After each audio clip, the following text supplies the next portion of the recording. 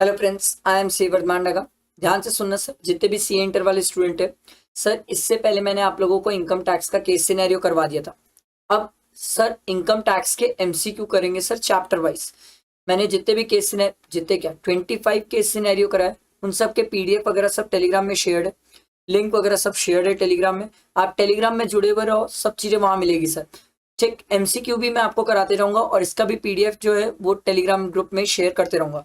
आपसे सिंपल एक ही रिक्वेस्ट है, आप इसको लाइक करना और फ्रेंड्स को शेयर करना। चलो टाइम वेस्ट नहीं करते, क्वेश्चन करते हैं। आज इनकम टैक्स का बेसिक कंसेप्ट, इसके बाद एक एक दिन एक एक चैप्टर का करते जाएंगे सर। देखो क्या बोलता है। फॉर द असेसमेंट ये 24-25 mister Hariyar resident Indian income earns 10 lakh from the sale of rubber manufactured from latex obtained from a rubber plant grown by him in India। ठीक है भाई, rubber plant grown by him in India. तो India में तो sir 35:60 का ratio है sir rubber के case में। 15 lakh from the sale of rubber manufactured from latex for rubber plant grown by him in Malaysia. Oh my god sir, दूसरा वाला case जबरदस्त है सर, क्योंकि वो मलेशिया का है। तो अगर इंडिया से बाहर एग्रीकल्चर करते हैं तो क्या इसको पूरा ही बिजनेस इनकम मान लिया जाएगा? यस, पूरा ही बिजनेस इनकम मान लिया जाएगा। तो ये 35% और ये पूरा 100% बिजनेस इनकम है। तो टोटल बिजनेस इनकम कितनी आ जाएगी सर? 18,50,000। ये 15 लाख, ये 3,50,000, दोनों को ऐड किया तो कितना आ गया? 18,50,000। ठीक है, अगला देखो। Miss Soumya has 3 farm buildings situated in the immediate vicinity of the rural agriculture land. In the previous year 23-24, she earned 3 lakh from letting out her farm building 1 for storage of food grain. अच्छा ठीक है। Rupees 10 lakh from letting out her farm building 2 for the storage of dairy products, ठीक है। and 15 lakh from letting out her farm building 3 for residential purpose, ठीक है, of Sumnath whose food grain produce is stored in the farm building। अच्छा, जिसका food grain farm building 1 में था उसी को अपन ने किराए पे दिया। What is the amount of, अच्छा एग्रीकल्चर इनकम पूछ रहा है, तो एग्रीकल्चर इनकम तो सिर्फ ये फूड ग्रेन वाले केस में होगी सर, जहां पर आप फार्म बिल्डिंग दे रहे हो for the storage of food grain, क्योंकि फूड ग्रेन भी किसमें कवर हो जाता है? एग्रीकल्चर प्रोड्यूस में। तो सिंपल सी बात है सर, आपका कितना है एग्जाम पूछा है तो 3 लाख रुपीज। बाकी रेसिडेंशियल वाला और डेली प्रोडक्ट वाला एग्जाम नहीं होता है।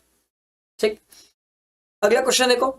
Mr. Nixon, age 43 years, provide the following details for the previous year 23-24 as follows. Capital gain under section 112A दिया हुआ है, ओके। इस पे 10% टैक्स लगता है और 1 लाख तक एग्जेम्प्ट भी है, ठीक है, ध्यान रखना। और 112A वाला है, इस पे 15% टैक्स। और अदर इनकम, बाप रे बाप। What is the tax liability बोल रहा है sir? Under optional tax regime as per the normal provision. तो सर ये तो बहुत सिंपल है, आप इसमें जो टैक्स निकालोगे इसमें 1 लाख माइनस करके निकालना, मतलब 119 लाख में निकालना। अच्छा, सरचार्ज याद रखना, दोनों में सरचार्ज 15% से ज्यादा नहीं हो सकता। तो भैया देखो ये कैसे निकलेगा पता है? 119 लाख, इस पे 15%, सॉरी 10%, 112A वाला ना, इस पे 10% जो आएगा उसमें 15% ऐड करना, ये पहला। दूसरा होगा सर 110 लाख, इसका 15% जो भी आएगा उसमें प्लस कर लेना 15%। और तीसरा है सर 520 लाख, इस पे तो आपको सर निकालना पड़ेगा, पूरा स्लैब लगा के निकालना पड़ेगा और मेहनत करनी पड़ेगी, तो करना पड़ेगा सर। 119 लाख इंटू 10% प्लस 15%, ये मेरा आ रहा है सर 1368500, ठीक। फिर 110 लाख इंटू 15% प्लस 15%, ये आ रहा है सर मेरा 1897500, ठीक है। एक मिनट, पहला वाला अमाउंट ना चेक कर लेता हूँ, मुझे कुछ ऐसा लग रहा है कि गड़बड़ तो नहीं कर दिया। इंटू 10% प्लस 15%, नहीं ठीक है, और ये भी सही है ना। 110 इंटू 1 लाख इंटू 15% प्लस 15%, ये भी मेमोरी प्लस। 520 लाख माइनस, पहले तो 10 लाख पे फिक्स है सर, बचे पे 30% प्लस 10 लाख वाला 112,500 ऐड किया, ठीक। अच्छा, इसमें 37% सरचार्ज लगाना भूलना मत, प्लस 37%, तो ये आ रहा है सर 211 नहीं 1115125, ये तीनों को ऐड करो, ये तीनों को ऐड करो और 4% और करो, इसको मेमोरी प्लस डाला, मेमोरी रिकॉल ये आ गया प्लस 4%, तो ये आ रहा है सर 253, मतलब पूरा करने के बाद 25356 इतना आ रहा है सर। ऑप्शन देखते हैं, ये रहा सर डी ऑप्शन। समझ आया? अच्छा था क्वेश्चन सर, प्रैक्टिस अच्छी करवाया। देखो, Miss Nisha age 45 year is a non resident, oh भाई नॉन रेसिडेंट है, for the assessment year 24-25 she has the following income, long term capital gain on transfer of listed equity share STDP paid on the acquisition and transfer of set shares. तो भैया इसमें आप 1 लाख की तो exemption ले सकते हो, ठीक, तो बचा कितना 80,000 टैक्सेबल हो जाएगा, और कौन सा है सर 112A वाला है, तो 10% की टैक्सेबिलिटी होती है। इसकी अदर इनकम दी हुई है 2,75,000, ठीक है। Calculate the tax liability of miss Nisha under the default tax regime 115 BAC के हिसाब से निकालना है। तो सर एक स्टूडेंट के मन में क्वेश्चन आया, सर ये जो 3 लाख रुपीज की बेसिक एग्जेम्पशन लिमिट है, यहाँ तो पूरी एग्जॉस्ट नहीं हुई है, 25,000 क्या यूज कर सकता हूँ? नहीं सर, ये कौन है सर, नॉन रेसिडेंट है सर, कैसे यूज करोगे? तो 80,000 इंटू 10% कर लो, ये 8,000 आ जाएगा, प्लस 4% कर लो तो 8320 आ जाएगा सर। समझ आया? अगला क्वेश्चन देखो, 5th वाला। For the assessment year 24-25 mister Rajesh resident Indian earns income of 12 lakh from the sale of coffee grown and cured in India. तो कॉफी ग्रोन एंड क्योर्ड में 25:75 का रेशियो है। His friend Ganesh, a resident Indian, earns an income of rupees 25 lakh from the sale of coffee grown, cured, roasted, grounded by him in India. तो इस case में ratio क्या हो जाता है 40:60, तो 25 ठीक है। What would be her business income, आपको सिर्फ बिजनेस इनकम का पार्ट बताना है,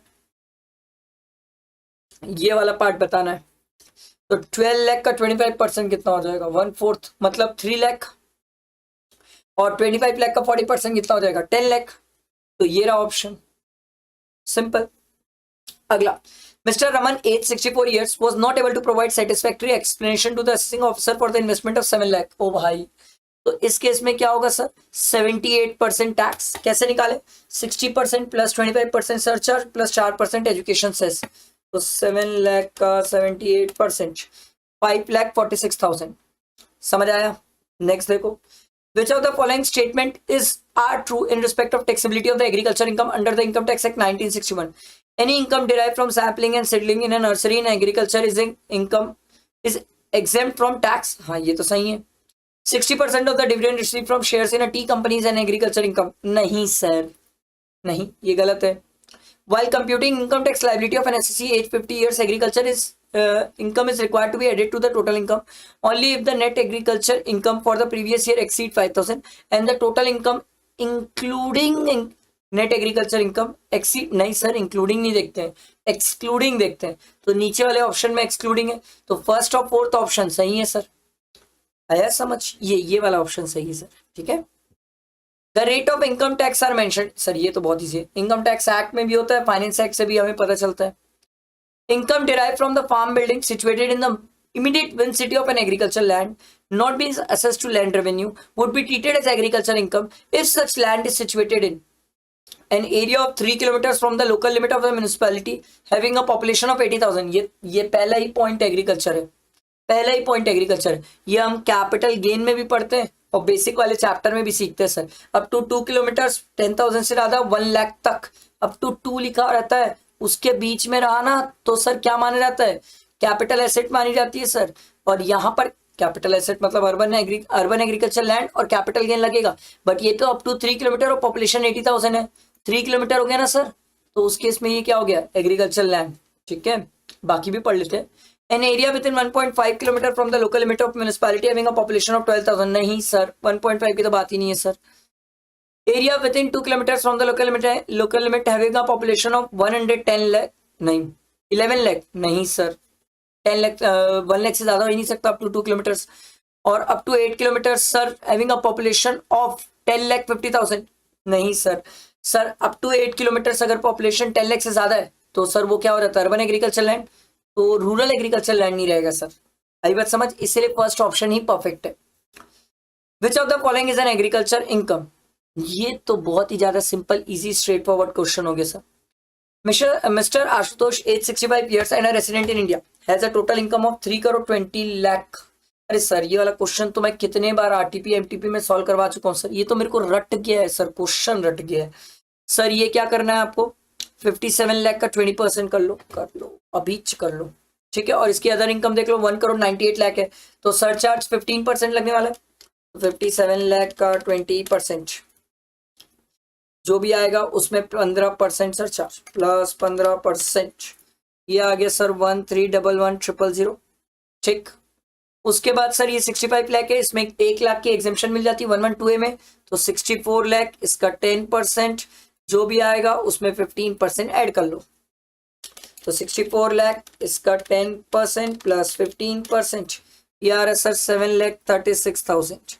बचा जो 1 करोड़ 98 लाख है, इसमें स्लैब लगाना पड़ेगा सर, ठीक है। और ये डिफॉल्ट टैक्स रिजिम है, तो अंडर डिफॉल्ट टैक्स रिजिम है तो वेरी वेरी सिंपल सर, पहले 3 लाख तक निल, अरे ये तो हम पढ़ के आए सर। 1 करोड़ 98 लाख है सर, 15 लाख में तो फिक्स्ड है, क्या होता है 1 करोड़ 98 लाख माइनस 15 लाख, क्योंकि 15 लाख में फिक्स्ड है सर 1,50,000 आएगा, बैलेंस पे 30% प्लस 1,50,000 प्लस 15%, ये आ रहा है सर टैक्स निकाल के, इसमें टैक्स ही सीधा बताता हूँ मैं आपको, ये टैक्स आ रहा है सर 6,486,000 है ना, प्लस 1311,000 प्लस 7,36,000, ये आया प्लस 4% कर लो, तो ये आ रहा है सर 88,74320। समझ आया सर, ये वाली अमाउंट, ये वाली अमाउंट और इसको तीनों को ऐड कर लो और 4% और ऐड कर लेना। क्लियर हुआ? ये इनकम टैक्स का बेसिक कंसेप्ट का मैंने आपको एमसीक्यू कराया, ऐसे ही हर चैप्टर का मैं आपको एमसीक्यू कराऊंगा ताकि आपकी क्रिस्टल क्लैरिटी हो जाए और दिमाग में अच्छी अंडरस्टैंडिंग रहे, ठीक है। फ्रेंड्स को शेयर करना, लाइक जरूर करना, ठीक, और डेली चैनल पे बने रहना, बहुत काम की चीजें अभी आपके लिए आने वाली है सर, ठीक है। Thank you.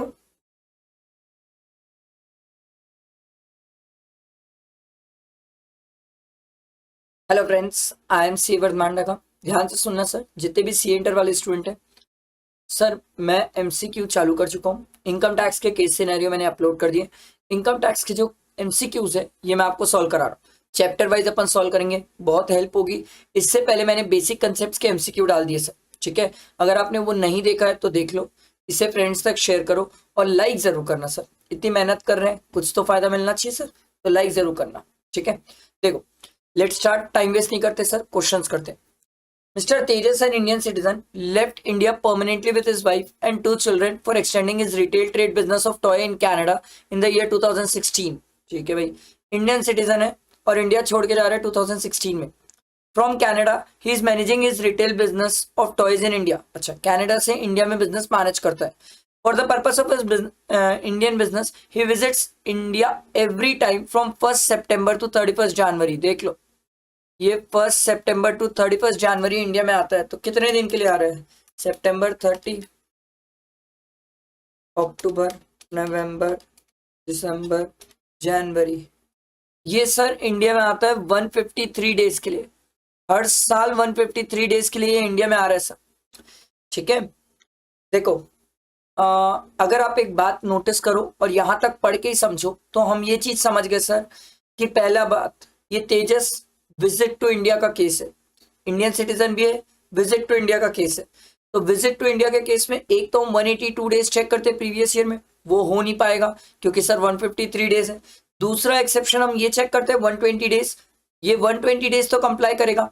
अच्छा, ये हर साल 153 डेज आ रहे हैं, तो पिछले 4 साल में 153 इंटू 4 करोगे तो ये सर 365 से ज्यादा ही आएगा, ठीक है, ये 365 से ज्यादा ही आएगा, तो 120 डेज प्लस 365 डेज वाली कंडीशन ही कंप्लाई करता है, प्लस इसकी इनकम भी 15 लाख से एक्सीड करना चाहिए। अब इनकम देखना पड़ेगा सर इसकी इंडिया में, इस business income is 23.5 lakh and 18 lakh from the retail trade business in Canada and India. हमें तो इंडिया वाली से मतलब है, तो इसकी इंडिया वाली इनकम जो है वो एक्सीड करती है 15 लाख से। अब अगर इसकी इनकम इंडिया वाली 15 लाख से एक्सीड करती है तो क्या ये रेसिडेंट हो जाएगा? यस, ये रेसिडेंट तो हो गया। अब रेसिडेंट भी होगा और प्लस क्या हो जाएगा? Resident plus not ordinary resident. Sir not ordinary resident क्यों? क्योंकि 120 डेज वाली कंडीशन में फॉल किया है सर। तो ऑप्शन देखते हैं सर कहाँ गया। देखो, resident but not ordinary resident and 18 lakh from Indian retail trade business would be taxable in India। समझ आया? Simple easy. अगला देखो, determine the residential status of Sundaram HUF which carries out its transaction in Malaysia। Its affairs are partly controlled from India। partly controlled from India। तो ये resident तो हो गई HUF, ठीक है। प्लस ऑर्डिनरी नॉट ऑर्डिनरी देखना है, उसके लिए हम कर्ता का स्टेटस देख लेते हैं। Sundaram, who is from Chennai, visit India on 1/6/2023 and leaves from Malaysia on 10/2/2024। तो सर ये कितना ही टाइम इंडिया में रहा है? He has not visited India for the past 11 years। अरे बाप रे, पिछले 11 साल में ये इंडिया में नहीं आया। तो 10 में से 9 साल तो ये नॉन रेसिडेंट रहा और क्या बोलते हैं 729 डेज से कम ये इंडिया में रहा। तो सर इस केस में क्या हो जाएगा? Not ordinary. तो resident plus not ordinary resident. समझ आया? नेक्स्ट देखो, Raman, a citizen of India, was employed in Hindustan Lever Limited। He resigned on 27/9/2023। He received a salary of 40,000 per month from 1/4/2023 to 27/9/2023 from Hindustan Lever India Limited।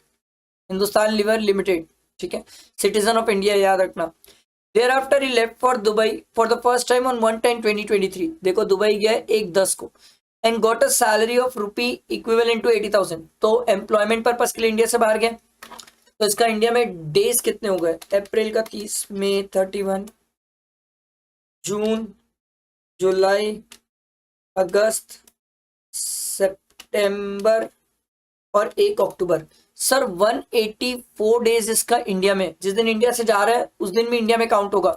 Sir साल में 366 days होंगे sir, क्योंकि ये 23-24 leap year की बात है। 184 days ये India में है। तो एम्प्लॉयमेंट पर्पस के लिए जाते हैं तो हम क्या देखते हैं? 182 प्लस 365। और इससे पहले तो ये पूरा इंडिया में ही था, इससे पहले ये इंडिया से बाहर गया भी नहीं सर। देखो आगे लिखा हुआ भी है, His salary from October to December was credited in Dubai bank account and salary from January to March was credited in Mumbai bank account directly। He is liable to tax in respect of। तो इससे पहले तो ये India से बाहर गया भी नहीं, तो ये 365 डेज वाली भी कंडीशन कंप्लाई करता है। तो ये रेसिडेंट तो हो गया।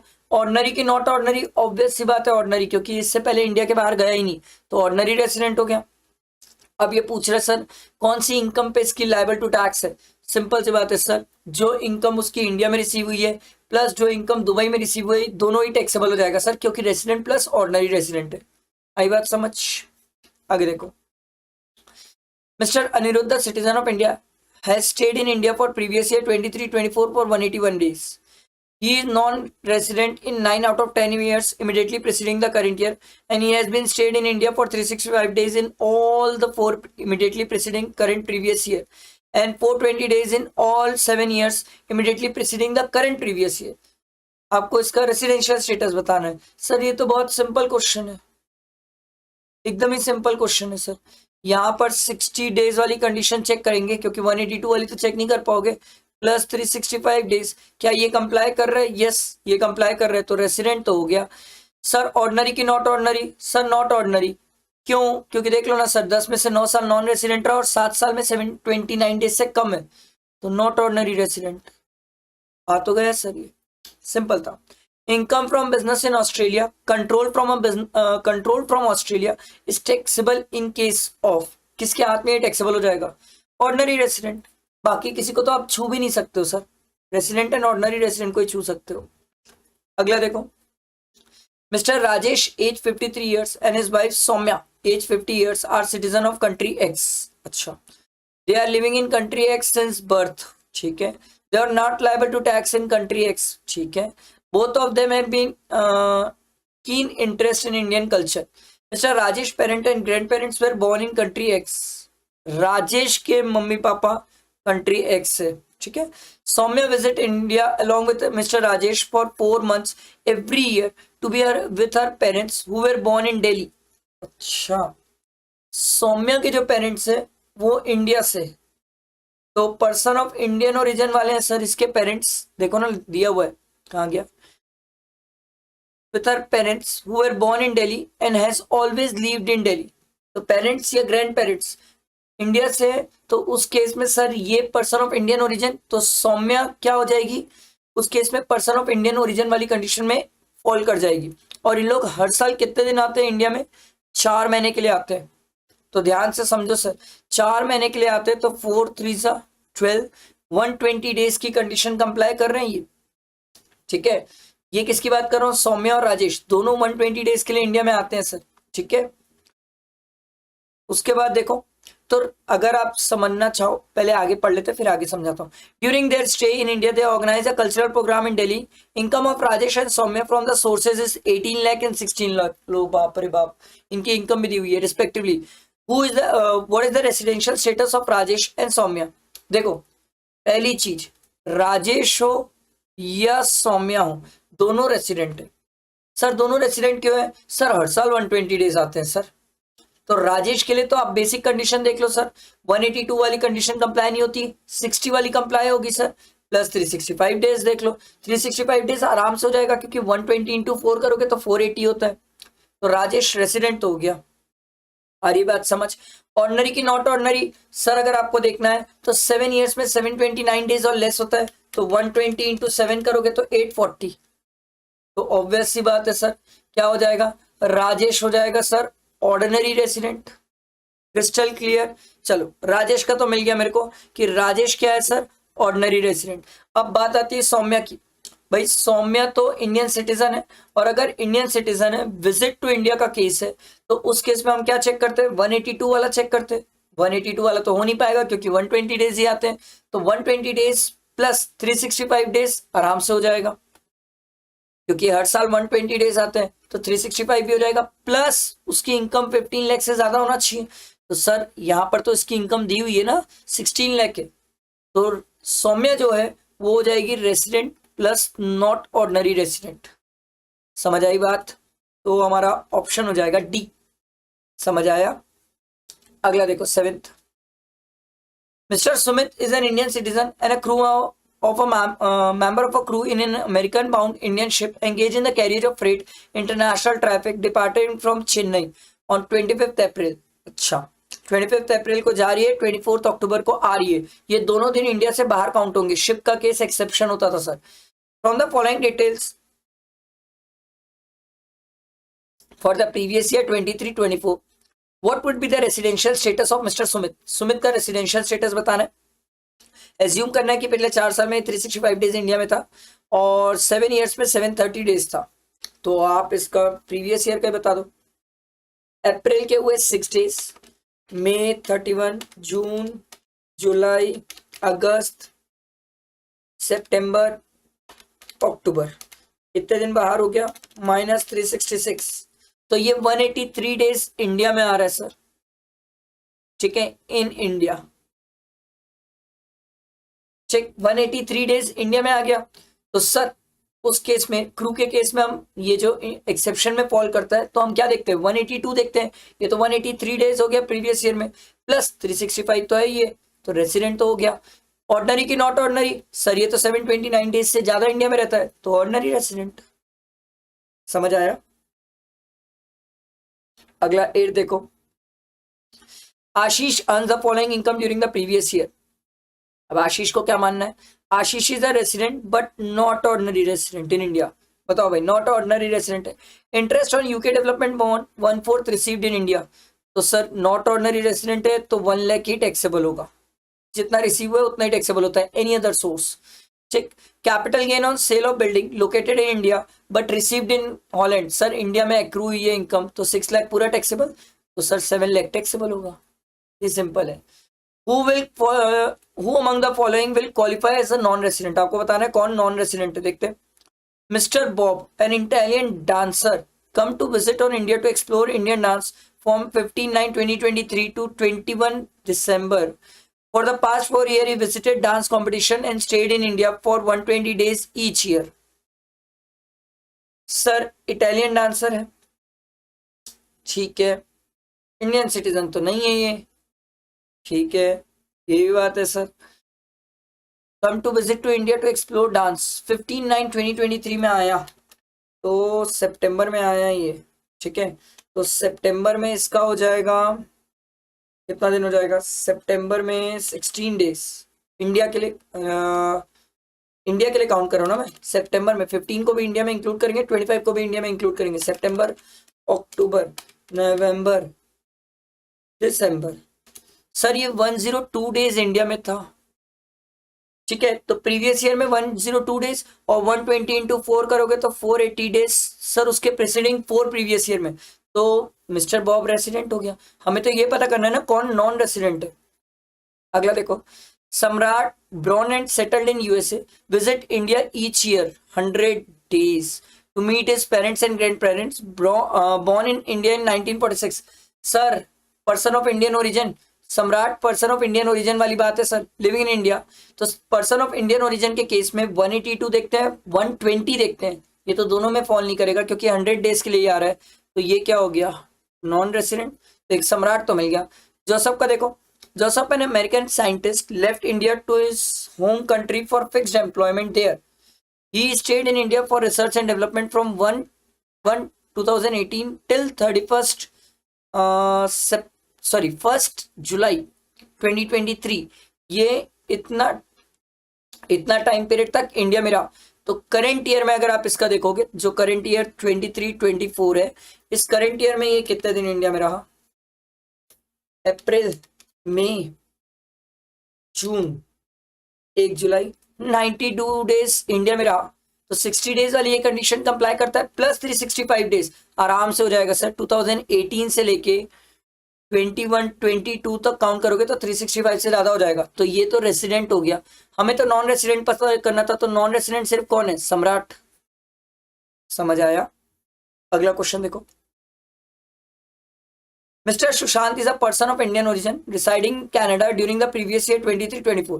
He visited India on several occasions and his period of stay in total amounted to rupees 129 days। मतलब प्रीवियस ईयर में 129 डेज रहा। विजिट का केस है तो 182 देखते हैं, 120 देखते हैं, ठीक है।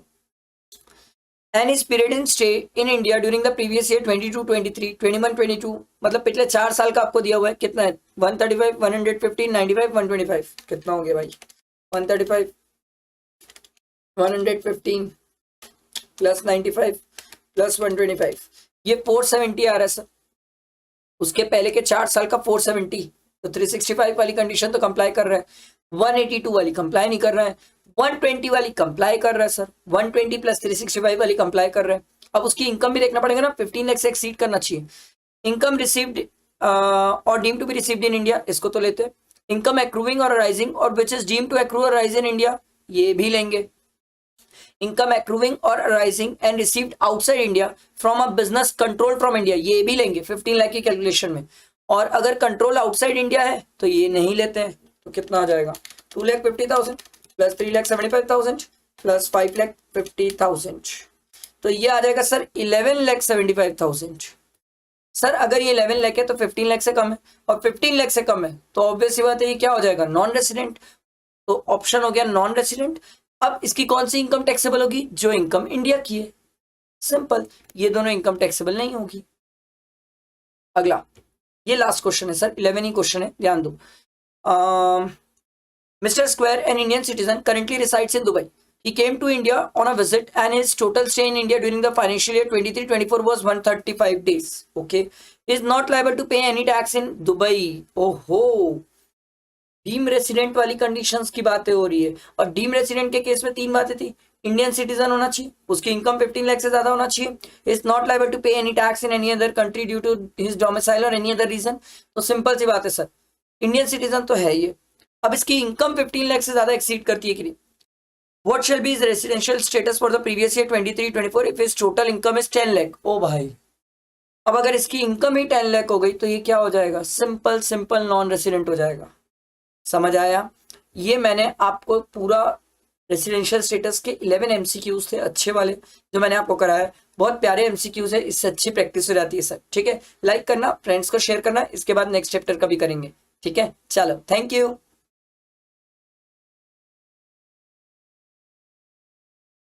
Hello friends, I am C Vardhaman का। ध्यान से सुनना सर, जितने भी सी इंटर वाले स्टूडेंट हैं और सीएमए वाले भी हैं, उनके लिए भी ये काम का है सर, एमसीक्यूज। ठीक है, तो सर मैंने आप लोगों को पहले बेसिक कंसेप्ट का एमसीक्यू कराया, रेसिडेंशियल स्टेटस का कराया। अब मैं आपको करा रहा हूँ सर 5 हेड्स के एमसीक्यूज। ये एमसीक्यू बहुत इंपॉर्टेंट होते हैं, आपको एग्जाम में बहुत हेल्प करेंगे, बहुत अच्छे मार्क्स आएंगे अगर आपने ये एमसीक्यू प्रैक्टिस किया और इसे फ्रेंड्स को शेयर करा और लाइक भी करना सर। ठीक है, चलो टाइम वेस्ट नहीं करते, एमसीक्यू करते हैं सर। देखो, Vishal and Goa sold their residential house property in Pune for 3 crore and 4 crore respectively in January 2024। The house property was purchased by them 25 months, मतलब लॉन्ग टर्म है sir, 25 months back. The index cost of acquisition दिया हुआ है 1 लाख, तो 3 crore, sorry 1 crore, 3 crore minus 1 crore 2 crore and 1.75, तो minus 1.75, तो ये आ जाएगा 2.25 करोड़। ठीक है, mister Vishal purchase 2 residential flat, 1 in Delhi and 1 in Agra for 70 and 80 lakh. तो सर 2 करोड़ तक का कैपिटल गेन है, क्या ये 2 घर में इन्वेस्टमेंट कर सकता है? सेक्शन 54 अलाउ करता है सर 2 घर में इन्वेस्टमेंट। तो ये 80 और 70 हो गया 1.5 करोड़, जो ये सेक्शन 54 में एग्जेम्पशन क्लेम करेगा। In April 2024 on the same date mister Goa also purchase 2 residential flat. इसको 2 रेसिडेंशियल फ्लैट का एग्जेम्पशन नहीं मिलेगा क्योंकि इसका कैपिटल गेन 2 करोड़ से ज्यादा है। तो 80 लाख और 75 लाख दोनों में हमारे लिए बेनिफिशियल क्या है? 80 लाख, तो 0.80 माइनस कर लिए। Both of them invested in 30 lakhs in the NHAI bonds and 30 lakhs in RECL। तो मैक्सिमम में कितना मिलता है सर? 50 लाख ही मिलता है मैक्सिमम। तो ये 50 लाख और क्लेम कर लेगा, तो इसका तो कैपिटल गेन हो गया नील। ये 50 लाख और क्लेम कर लेगा, तो इसका कैपिटल गेन कितना होगा? 2.25 माइनस 0.8 माइनस 0.5, ये आ रहा है सर 0.95, 0.95। तो सिंपल सी बात है सर, विशाल का कैपिटल गेन नील है और गोवा का 95 लाख है। समझ आया? नेक्स्ट देखो, mister Raghav has 3 houses for self occupation. What would be the tax treatment for the assessment year 24-25 in respect of the income from house property? तो सर 2 घर का ऑप्शन है इसके पास, 2 घर को सेल्फ ऑक्यूपाइड मान ले, 1 को लेट आउट मान ले, ये तो बहुत इजी था। अगला देखो, in the previous year 23-24 mister A has transferred the following asset. देखो, रेसिडेंशियल हाउस प्रॉपर्टी दिया हुआ है 8 crore full value consideration, index cost अच्छा निकाल के दे दिया आपको। तो सर आपका कैपिटल गेन तो पहले वाले केस में 2 करोड़, ट्रांसफर डेट भी दी हुई है। Jewellery sir 3 crore full value consideration, index cost 2 crore, तो कैपिटल गेन 1 करोड़ आ गया। ये डेट ऑफ ट्रांसफर भी दी हुई है। Mister A bought a new house property on 1/4/2022 for 1 crore. Sir देखो, ट्रांसफर से 1 साल के अंदर, ट्रांसफर करने के 1 साल के अंदर वो सर नई प्रॉपर्टी लेके आया 1 करोड़ रुपए की। ठीक है, ध्यान रखने वाली बात। नहीं, उससे भी पहले लेके आया है।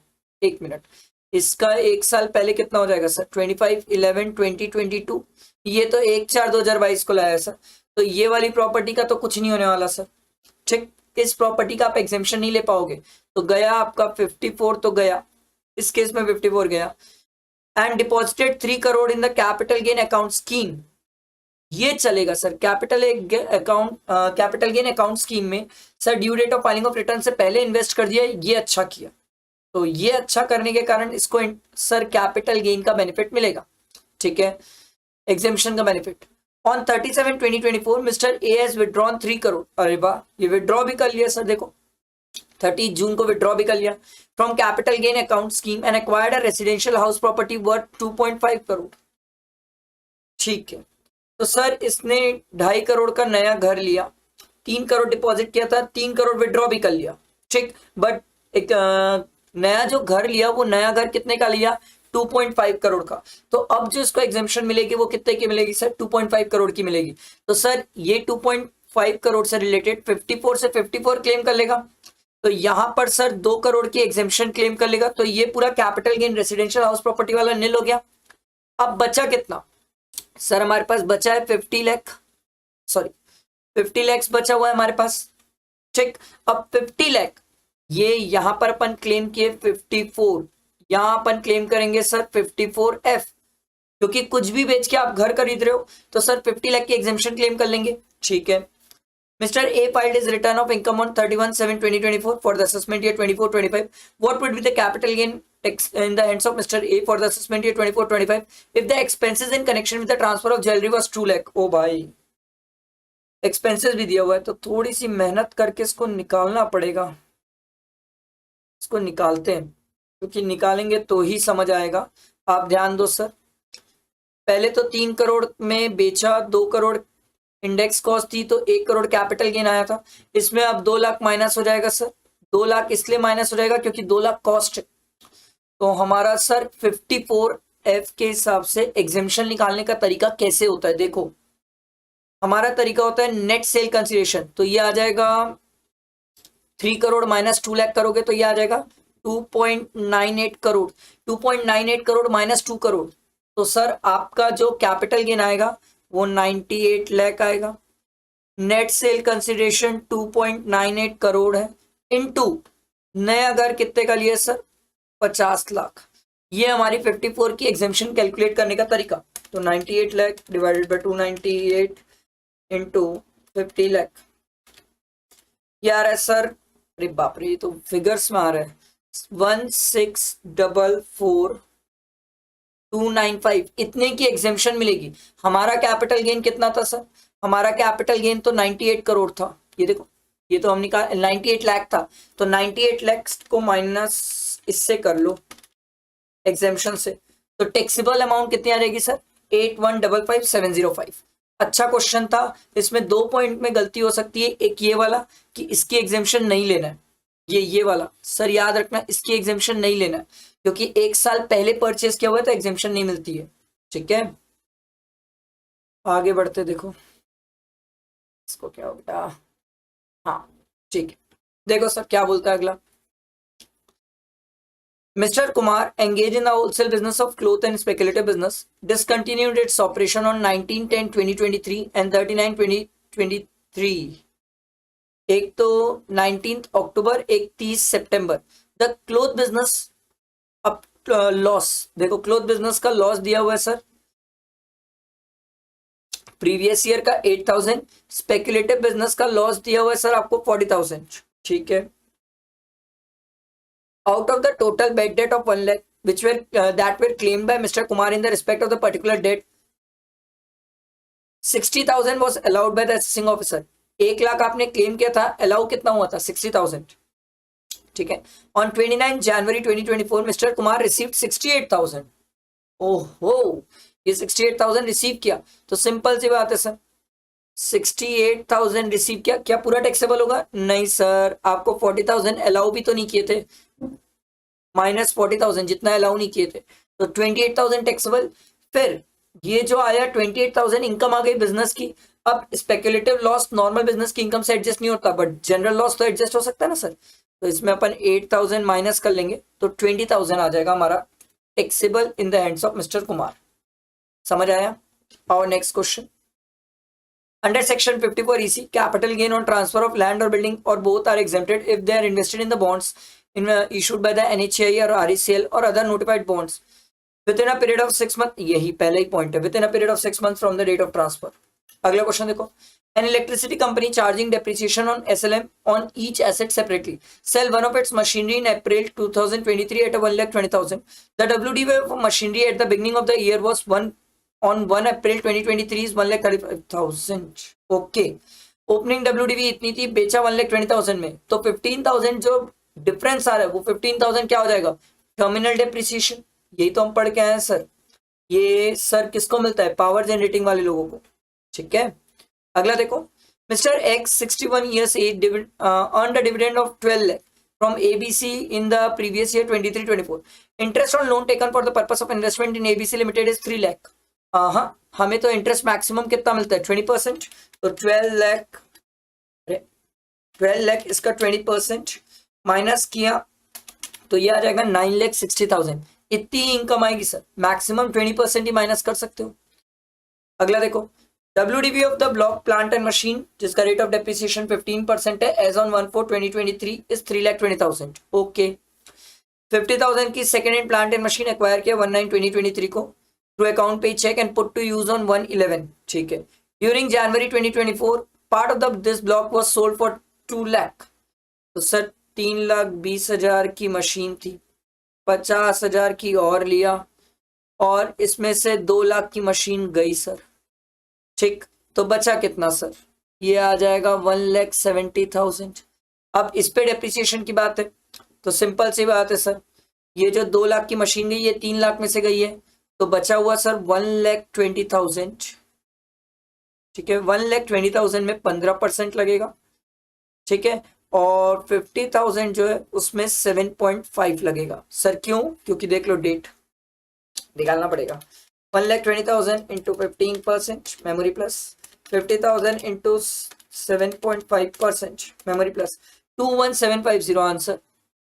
आगे भाई ये रहा 21750। ठीक है, अगला देखो, mister A age 45 years sold an agricultural land for 52 lakh on 4/10/2023, acquired at a cost of 49,25,000 on 13/9/2023। oh my god, ठीक है, okay. situated at a 7 kilometer from the jurisdiction of municipality having a population of 4 lakh। ठीक है भाई, okay.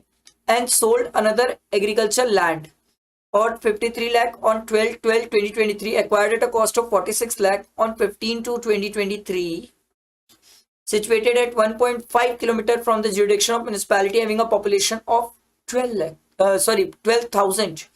आराम से sir, अपन जब rural agriculture land की डेफिनेशन पढ़ते थे तो हमने बोलता था sir up to 8 kilometres population 10 lakh से ज्यादा होना चाहिए, तो वो अर्बन में होता था। ये तो 10 लाख से कम है, तो ये क्या हो जाएगा? ये पहला वाला जो लैंड बिका ये रूरल हो जाएगा, और रूरल हो गया तो कैपिटल गेन की बात ही नहीं है।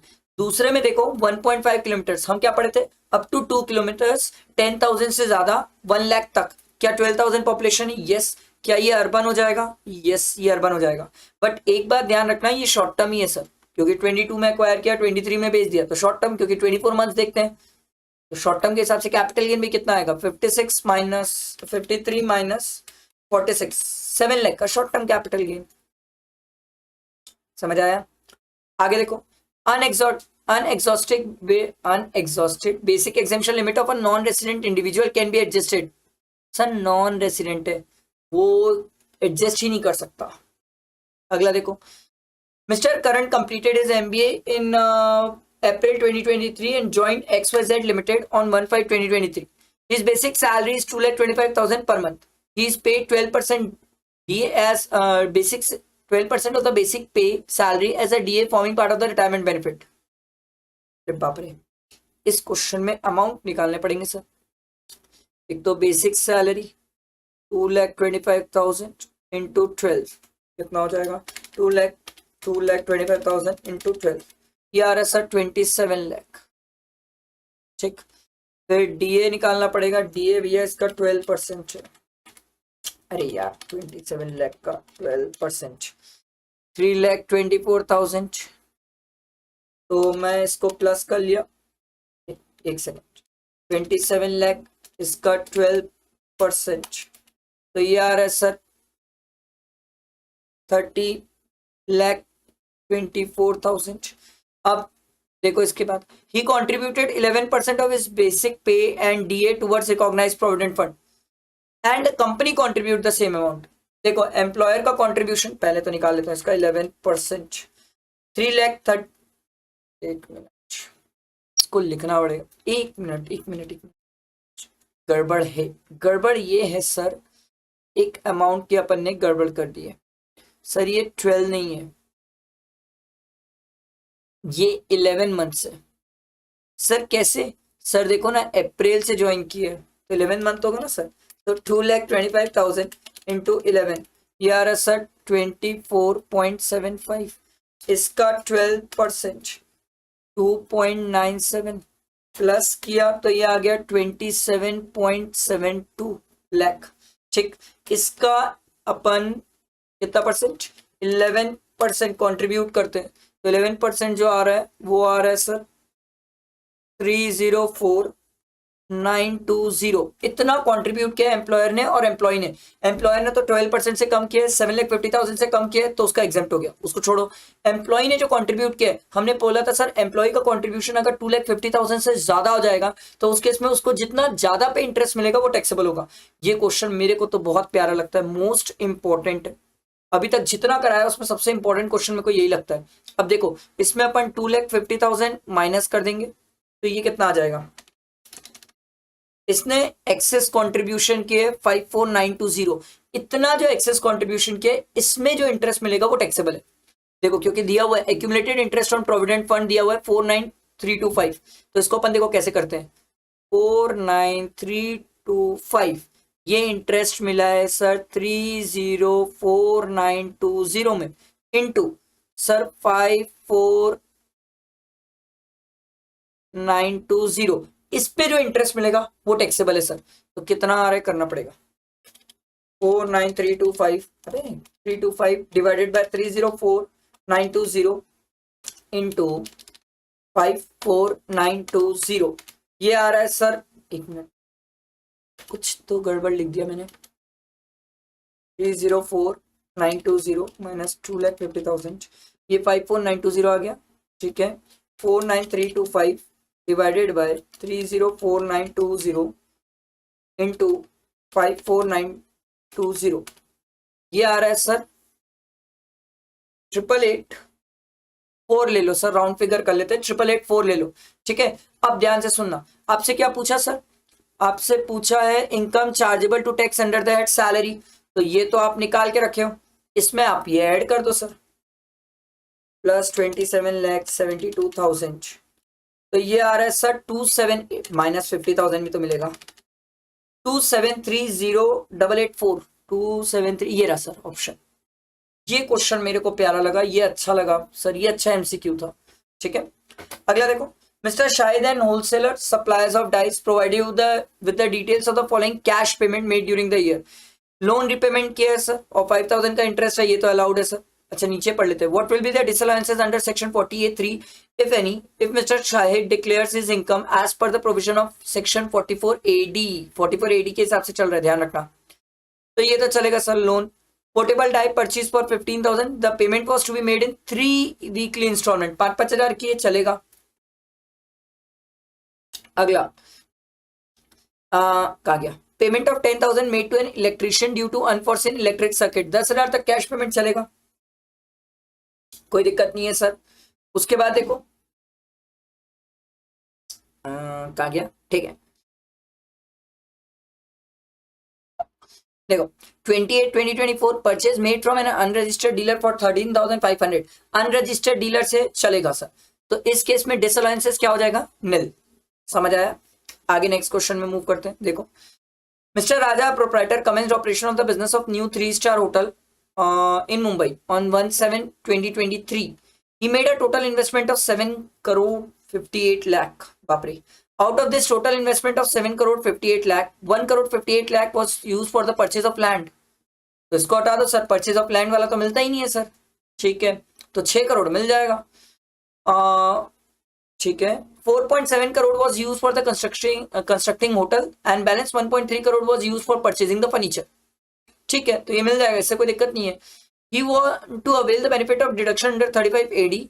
He satisfies all the condition of 35AD and exercise the option of shifting out of the default tax regime under 115 BAC. His profit for the business for the 23-24 is 50 lakh. तो profit 50 lakh है और expense वो claim करना चाह रहा है 6 करोड़, तो adjust करोगे तो 5.5 करोड़ का लॉस आ जाएगा, ठीक है। He want to file his return of income on 12/12/2024, अरे बाप रे बाप, ये तो गड़बड़ हो गया सर, ये तो गड़बड़ हो गया। How much deduction mister Raja can claim for assessment year 24-25 and the loss which can be carry forward, sir due date of filing of return के बाद ही रिटर्न फाइल करने की बात कर रहे हैं, तो डिडक्शन तो आप 6 करोड़ की क्लेम कर सकते हो, बट जो लॉस आएगा 5.5 करोड़ का, इसको इससे एडजस्ट करने के बाद जो लॉस आएगा 5.5 करोड़ का वो आप कैरी फॉरवर्ड नहीं कर पाओगे सर, प्रैक्टिकली नहीं कर सकते क्योंकि रिटर्न ड्यू डेट के बाद फाइल कर रहे हो। अगला देखो, Mr. Ramesh is a citizen of India, is employed in the Indian embassy in Australia. He is a non-resident. He receives salary and allowances in Australia from the government. Sir ये तो बहुत simple है, जहाँ पर salary taxable होती है उसको जो भी अलाउंसेस वगैरह मिलते हैं वो टैक्सेबल नहीं होते. तो सैलरी रिसीव टैक्सेबल है, अलाउंसेस और परचेज टैक्सेबल नहीं होते हैं. ठीक है, अगला देखो. A building was acquired on 1/4/1995 for 20 lakh and sold for 80 lakh on 1/6/2023. तो लॉन्ग टर्म है. The fair market value on 1/4/2001 was 25 lakh. Stamp duty value 22 lakh. तो हम तो स्टैम्प ड्यूटी वैल्यू लेते हैं. तो stamp duty value 22 lakh into 348 divided by 100 minus 80 lakh, 3,44,000 आ रहा है sir capital gain.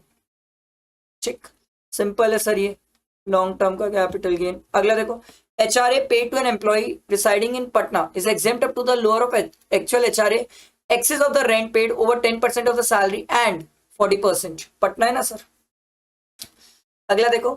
Vidya received 90,000 in May 2023 towards recovery of unrealized rent, which was deducted from the actual rent for determining the annual value. Legal expenses incurred in relation to unrealized rent is 20,000. Sir legal expense से हमें कोई मतलब नहीं, आप इसका 30% कम कर दो. तो 90,000 इसका 30% कम किया तो 63,000 टैक्सेबल है. अगला. Mr. Mayank received a sum of 75,000 from his friend on occasion of his marriage anniversary. Sir marriage anniversary पूरा 75,000 टैक्सेबल है. ठीक है, अगला. In case of a member of parliament daily allowances and constituent allowance, ये सब तो exempt होते हैं सर. ठीक, समझ आया. ये मैंने आप लोगों को 5 हेड के कुछ MCQs थे जो मैंने आपको सॉल्व कराया. आई होप इससे बहुत हेल्प हुई होगी, बहुत अच्छी कंसेप्ट क्लैरिटी आई होगी, कुछ चीजें आपने सीखा होगा, समझा होगा. ठीक, इसके बाद और भी चैप्टर्स है जिसके MCQ रहेंगे, डेली बेसिस में रहेंगे. साथ में रहो, बने रहो, बहुत काम की ये चीजें, बहुत हेल्प करेगी आपको एग्जाम में. ठीक है, चलो फ्रेंड्स को शेयर करना, लाइक जरूर करना. ठीक है, चलो thank you.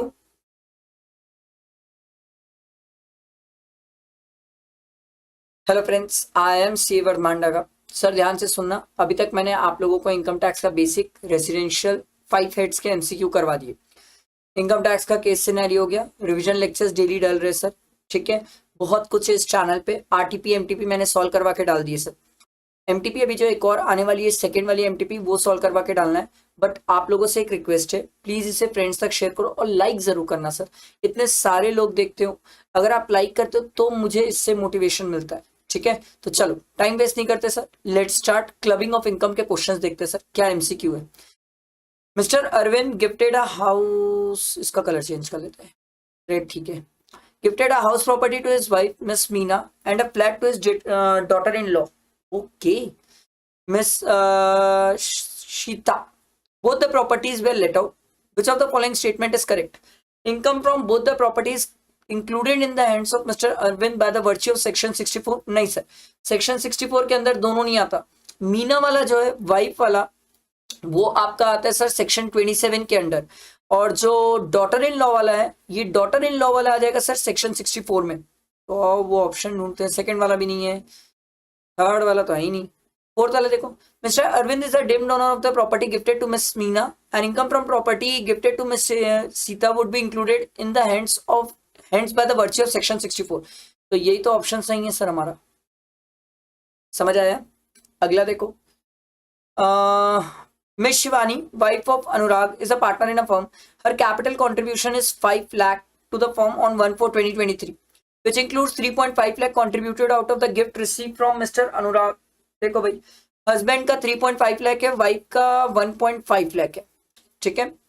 The firm paid an interest of 50,000 and share of profit. Share of profit तो सर exempt होता है, इसका कुछ नहीं करना है, बट ये 50,000 का करना है सर. 50,000 का कर ही लेते हैं. 50,000 divided by total capital 5 lakh into husband का 3.5 लाख. तो सर हस्बैंड के हाथ में जाएगा 35,000. आओ 35,000, ये तो है सर, ये रहा हमारा option. Share of profit is exempt but interest of 35,000 is included in the hands of mister Anurag and 15,000 in the hands of Shivani. ठीक है. अगला क्वेश्चन देखो भाई. Miss Bhavna, wife of Sonu, is a partner in a firm. Her capital contribution is 10 lakh to the firm on 31st March 2023. Includes 6 lakh contributed out of the gift received from Sonu. Husband ने 6 लाख दिया है, wife का total contribution 10 lakh, तो wife का contribution 4 lakh. On 1st April 2023, she further invested 2 lakh out of the gift received from Sonu. अच्छा, इसने 2 लाख और invest किया, ठीक है भाई। तो टोटल कैपिटल कितनी हो गई सर? ये हो गई 12 लाख, 10 + 2 12 लाख टोटल कैपिटल हो गई सर, ठीक है। ये ध्यान रखने वाली बात, जिसमें से सर हस्बैंड का हो गया 8 लाख, ठीक है, क्योंकि ये 6 लाख हस्बैंड का था और ये भी 2 लाख हस्बैंड का था। वाइफ का है 4 लाख, ठीक है। अब उसके बाद देखो सर क्या दिया हुआ, firm paid an interest on capital on 1/4/2020 of 1,20,000 and the share of profit तो एग्जाम टेस्ट को छोड़ दो। Entire interest has been allowed in the hands of the firm, which of the following statement is correct? करना पड़ेगा, ये तो करना पड़ेगा। ये कितना आ जाएगा सर? 1,20,000 डिवाइडेड बाय 12 लाख का कैपिटल इंटू 8 लाख हस्बैंड का, तो 80,000 हस्बैंड के हाथ में और सर 40,000 वाइफ के हाथ में। हाँ, 80,000 हस्बैंड के हाथ में, 40,000 वाइफ के हाथ में। आया समझ? अगला देखो, Ram owns 15% debenture of R industry limited, 500 rupees each. Annual interest is 37,500 was payable to on this debenture on 31st for the previous year 23-24. He transferred interest income to his friend Sham without transferring the debenture. ओ भाई, बिना ऐसे transfer किए income transfer किया है, तो obvious सी बात है sir क्या होने वाला है? क्लबिंग होने वाली है सर। तो देखो सर क्या बोलते हैं, देखो, while filing return Sham showed 37,500 as income from debenture। नहीं सर, शाम तो शो ही नहीं करेगा सर, ये राम की इनकम है। तो देखो sir, do you agree with tax treatment? No, हम टैक्स ट्रीटमेंट से एग्री नहीं करते। Since Ram has not transferred the debenture to Shyam, interest income on debenture is not taxable in the incomes of Shyam, it will be included in the income of Ram. यही point सही है sir, यही point सही है, yes वाला तो सही हो ही नहीं सकता। अगला देखो, on 2010-2023 Piyu minor child gets a gift of 20 lakh from her father's friend. Okay, ठीक है, तो सर फादर्स फ्रेंड से मिला, तो ये क्लब हो जाएगा 20 लाख। अब ये 20 लाख किसके हाथ में क्लब होगा? जो भी पेरेंट्स की इनकम ज्यादा होगी sir. On the same day the amount is deposited in the fixed deposit in Piyu bank's account. On the said deposit interest of 13,000 was earn during the previous year 23-24। तो ये interest भी club हो जाएगा। In whose hand the income of Piyu shall be taxable, वो तो mother father जिसकी income ज्यादा होगी। Also compute the amount of income that shall be chargeable to tax under default tax regime. ये इसलिए बता रहा है सर, डिफॉल्ट टैक्स रिजिम मतलब 1032 की जो बच्चों में 1,500 रुपए की एग्जेम्पशन मिलती है ना, वो नहीं मिलेगी। तो ये तो 20 लाख प्लस 13,000, तो 20 लाख 13,000 सर, ये पूरा का पूरा क्लब हो जाएगा, मम्मी पापा जिसकी भी इनकम ज्यादा होगी। अगला देखो, mister Aarav gifted house property valued 50 lakh to his wife Geeta, who is in turn gifted the same to her daughter in law Deepa. कितने में किराए पे दिए? 20,000 पे per month. Compute the income from house property, और किसके हाथ में क्लब होगी? तो वो तो ऑब्वियस ही बात है, आरव के हाथ में क्लब होगी। But 20,000 into 12 minus 30% standard deduction, तो 1,68,000 होगा, वो आरव के हाथ में क्लब हो जाएगा। आई बात समझ? अगला देखो, Pankaj gifted amount of 3 lakh to his wife Pinky and 2 lakh to his daughter Rinky 20 years। ये रिंकी वाला क्लब मत करना ना सर, क्योंकि वो मेजर सन है, ऑन मेजर डॉटर है, सॉरी, 1 अप्रैल 2020 को दिया है सर, ठीक। Both Pinky and Rinky invested the same on the date in the government of India 11% taxable bond. अरे बाप रे, इस पे तो मेहनत हो जाएगी sir. The income interest accrued yearly and is reinvested in the same bonds. ओ भाई, ठीक है सर। 3 लाख का 11% कितना हो जाएगा सर? 33,000, ठीक है। अब आपसे क्या बोल रहा है sir? Taxable in the hands of Pinky. Pinky के बारे में पूछ रहा है, पंकज के बारे में नहीं पूछ रहा है। पंकज के हाथ में बोलोगे तो ये 33,000 क्लब हो जाएगा, सिंपल। बट ये 33,000 पे भी तो इंटरेस्ट मिलेगा ना 11%। कितना हो जाएगा? 33,000 इंटू 11%, ये 3630। अगली बार सर ये री इन्वेस्ट भी तो हो रहा है, तो री इन्वेस्ट होगी, इसको अपन देखो, ये वाला अमाउंट इस पे वापस ऐड हो जाएगा, तो ये कितना हो जाएगा? प्लस 33,000, ये हो जाएगा 36,630, फिर इसका 11% इंटरेस्ट मिलेगा। और ये कहानी 3 साल तक चलेगी, 21, 21, 22, 22, 23, क्योंकि हमारा प्रीवियस ईयर 23, 24 है ना, ठीक है। तो ये कितना हो जाएगा अगले साल इंटू 11%, ये आ रहा है सर 4029.3। अगली बार फिर वही बात है सर, इसको इस पे ऐड करना।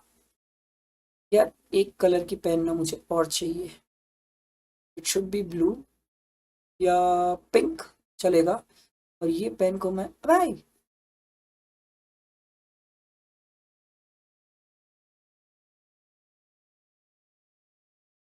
ये पेन शिफ्ट नहीं होती है क्या? चलो ठीक है, बाद में देख लेंगे। तो सर अगली बार ऐड करके ये कितना आएगा, प्लस किया 3630, तो ये आ रहा है सर 40659.3 इंटू 11%।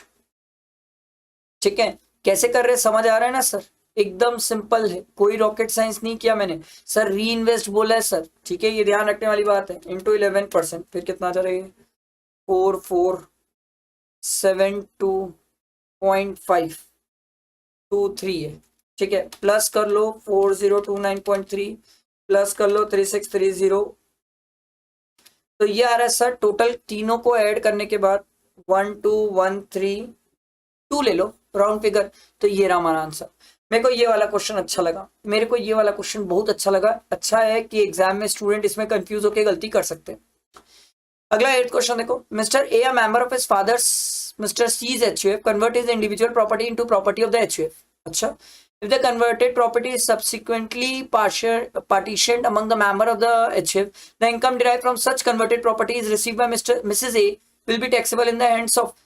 ये तो बहुत सिंपल है सर, मिस्टर ए के हाथ में हो जाएगी टैक्सेबल, क्यों? क्योंकि सर उसी की तो प्रॉपर्टी है, इंडिविजुअल ने अपनी प्रॉपर्टी ट्रांसफर करी थी एचएफ को, सिंपल था। Mr. Vishal started a proprietor business on 1/4/2022 with a capital of 5 lakh.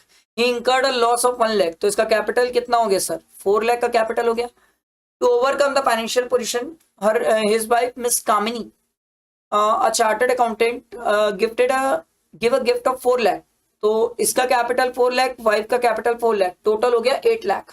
Profit कितना हुआ 2 lakh, तो इसमें से 4 lakh वाइफ के हाथ में क्लब हो जाएगा, सॉरी टोटल 2 लाख हो गया, तो 2 लाख डिवाइडेड बाय 8 इंटू 4 के मतलब सर 1 लाख, 1 लाख जाएगा वाइफ, 1 लाख जाएगा हस्बैंड। तो आपको पूछ रहे हैं सर कामिनी के हाथ में कितना क्लब हो जाएगा, कामिनी के हाथ में सर 1 लाख क्लब हो जाएगा। ठीक है, आया समझ? ये मैंने आपको क्लबिंग के एमसीक्यू करा दिए, अभी तो और भी बहुत सारे चैप्टर्स है जिसके एमसीक्यू बचे हैं, जीएसटी का भी केस सिनेरियो बचा है। आपसे सिंपल एक रिक्वेस्ट है, लाइक करो, फ्रेंड्स को शेयर करो, बहुत इंपॉर्टेंट है ये सब। ठीक है, चलो thank you friends. Hello friends, I am C वर्धमांडा। ध्यान से सुनना सर, जितने भी सी ए सी एम ए वाले स्टूडेंट हैं सर, इससे पहले मैंने आप लोगों को क्लबिंग तक के पूरे एमसीक्यू करवा दिए, 5 हेड्स खत्म, रेसिडेंशियल खत्म। अभी अपन सेट ऑन सेट ऑफ के एमसीक्यू करेंगे सर, इसके बाद और भी चैप्टर्स के एमसीक्यू बचे। आपसे एक ही रिक्वेस्ट है, लाइक करो, क्योंकि आप इसको देखते हो और अगर लाइक करते हो तो मुझे सर मोटिवेशन मिलता है। आप इसे फ्रेंड्स तक शेयर करो, क्योंकि बहुत इंपॉर्टेंट होते हैं ये एमसीक्यू, इसी के बेसिस में आपके एग्जाम के क्वेश्चंस बनते हैं। ठीक है, तो चलो लेट्स स्टार्ट, टाइम वेस्ट नहीं करते सर। देखो फर्स्ट क्वेश्चन क्या बोलता है, according to section 80, no loss which has been determined which has not been determined in pursuance of a return filed in accordance with the provision of section 139 subsection 3 shall be carry forward। मतलब अगर simple सी बात है sir, अगर आपने return file नहीं किए तो कौन सा लॉस ऐसा है जो कैरी फॉरवर्ड नहीं हो सकता। The exception to this are, अब इसके क्या एक्सेप्शन है, मतलब जहां पर रिटर्न फाइल नहीं भी किए तो भी लॉस कैरी फॉरवर्ड हो सकता है। अपन पढ़ के आए सर, आईएचपी का लॉस और अनएब्सॉर्ब डेप्रिसिएशन, ये दो ही चीज तो है सर जो आप आराम से कैरी फॉरवर्ड कर सकते हो, कोई दिक्कत नहीं है। अगला देखो, brought forward loss from house property of 3,10,000 of the assessment year 23-24 is allowed to be set off against the income from house property। Sir ये ब्रॉड फॉरवर्ड लॉस है, ठीक है। अगर ब्रॉड फॉरवर्ड लॉस है तो ब्रॉड फॉरवर्ड लॉस एडजस्ट करने में कोई लिमिट नहीं है। करेंट ईयर का लॉस आईएचपी का मैक्सिमम 2 लाख ही आप क्लेम कर सकते हो, बट ब्रॉड फॉरवर्ड लॉस है तो पूरा क्लेम कर सकते हो। आई बात समझ? तो पूरा 3,10,000 एडजस्ट कर सकते हो सर, ठीक है। उसके बाद अगला देखो, during the assessment year 23-24 mister A exercising the option of shifting out of the default tax regime, मतलब नॉर्मल चल रहा है, had a loss of 8 lakh from the income from house property, which cannot be set off against any other head of income as per the provision of section 75. The due date of filing of return under section 139(1) in case of Mr. A has already expired. Due date of filing of return in case of Mr. A has already expired होना चाहिए, ठीक है. And mister A forgotten to file his return of income within the set due date. लो भाई, return file करने की due date भी निकल गई. However mister A has filed his belated return file किया है. ड्यू डेट ऑफ रिटर्न में नॉर्मल रिटर्न फाइल नहीं किया है, बिलेटेड रिटर्न फाइल किया है. Now while filing return of income for the assessment year 2024-25, mister A wishes to set off the loss against the income from house property for the previous year 23-24.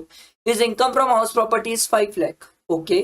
Bank interest on bank fixed deposit is 1 lakh. Determine whether Mr. A can claim the said set off. तो 8 लाख का loss है, 5 लाख की income है sir, income from house property.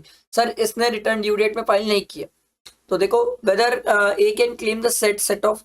ये तो no बोलता है. Sir अपन claim कर सकते हैं ना सर, क्या दिक्कत है? आईएचपी के केस में रिटर्न नहीं भी फाइल किया टाइम पे तो भी क्लेम कर सकते हैं. Yes, he can claim the set of loss of 2 lakh. नहीं सर, 2 लाख क्यों? हम पूरा 5 लाख का लॉस एडजस्ट कर सकते हैं सर, ये 5 लाख की इनकम से. तो ये 2 लाख वाला तो ऑप्शन ही गलत हो गया. Yes, A can claim a set of losses of 5 lakh. हाँ, 5 लाख क्लेम कर सकते हैं from his income of 5 lakh from the house property and balance 3 lakh उसको कैरी फॉरवर्ड करना पड़ेगा. अदर सोर्स से वो एडजस्ट नहीं कर पाएगा, आई बात समझ? बेटा दिमाग में क्लियर हुआ? ठीक है, आगे बढ़ते हैं. A Limited has an unabsorbed depreciation of 4,50,000. This can be carry forward. Sir unabsorbed depreciation indefinite period carry forward होता है, किसी भी हेड से एडजस्ट हो जाता है एक्सेप्ट सैलरी से एडजस्ट मत करना. अगला देखो, mister Ravi incurred a loss of rupees 4 lakh in the previous year 23-24 in the leather business. Against which of the following income earned during the same year can he set off such loss? अच्छा, leather business का loss किससे adjust कर सकता है? ये apparel business से कर सकता है, लॉन्ग टर्म कैपिटल गेन से सर एडजस्ट कर सकता है, सैलरी इनकम से एडजस्ट नहीं कर सकता. तो फर्स्ट और सेकंड से कर सकता है, जिसमें फर्स्ट से पहले करेगा फिर सेकंड से करेगा. पहले इंटर सोर्स होता है फिर इंटर हेड होता है. तो कहाँ गया?